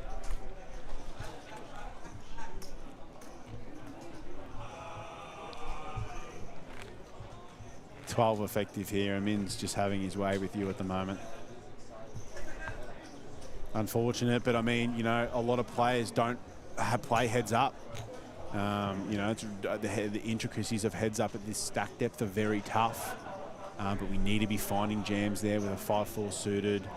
We just can't be limping our range, you know, and Amin can just jam with impunity and feels like he's just going to do it again. We can't see the hands. Amin's jammed the 10-8-0. Use the snap folder too, so he's going to go with it. Yeah, he's had enough. He's absolutely had enough. Absolutely take this one. Oh, The king high. And Amin is 5 cards away. He is. 45% of the time, Amin will be the Brisbane champion winner. And this feels like an Amin run out. We're not sure what's going to happen, but you had to put in the king high here for 12. He's had enough of Amin jamming, and we'll see 5 cards. And it's just come 8-7-5. He's going to have to find a king here to stay alive. Turns a 7. Amin's 1 card away. And that's it. That's it. Amin has won. Amin is our champion. He felt destined after that King Jack Ace King hand, and he's got the job done, and he got it through. He got it done in his way. Just power, aggression, street poker, and he's added another main event title to his resume. What a win. Tell you what, and it just shows that aggression pays off, especially heads up. He was just steamrolling, having his way, and massive congratulations to Amin. Like Jinxie was saying, an absolute gentleman, but he's been on the circuit for a long time grinding, so congratulations, Amin. Unbelievable effort. He really put his foot down 3-handed, and it kind of felt like it was his tournament to lose after that big hand versus Mike, and there was no stopping him. I think that'll be it for us. We'll wrap it up. What an awesome series it was. Yeah, incredible. A great series. It was so well run. It was incredibly professional. The dealers were amazing. TD's amazing, and it's been capped off by Amin's win in the Brisbane Championship main event. So yeah, we might catch you at the next one, me and you, Jinxie. Yeah, no worries. Hopefully to see you back in here again, and good luck for the next month or two until we do. And to you, and to you.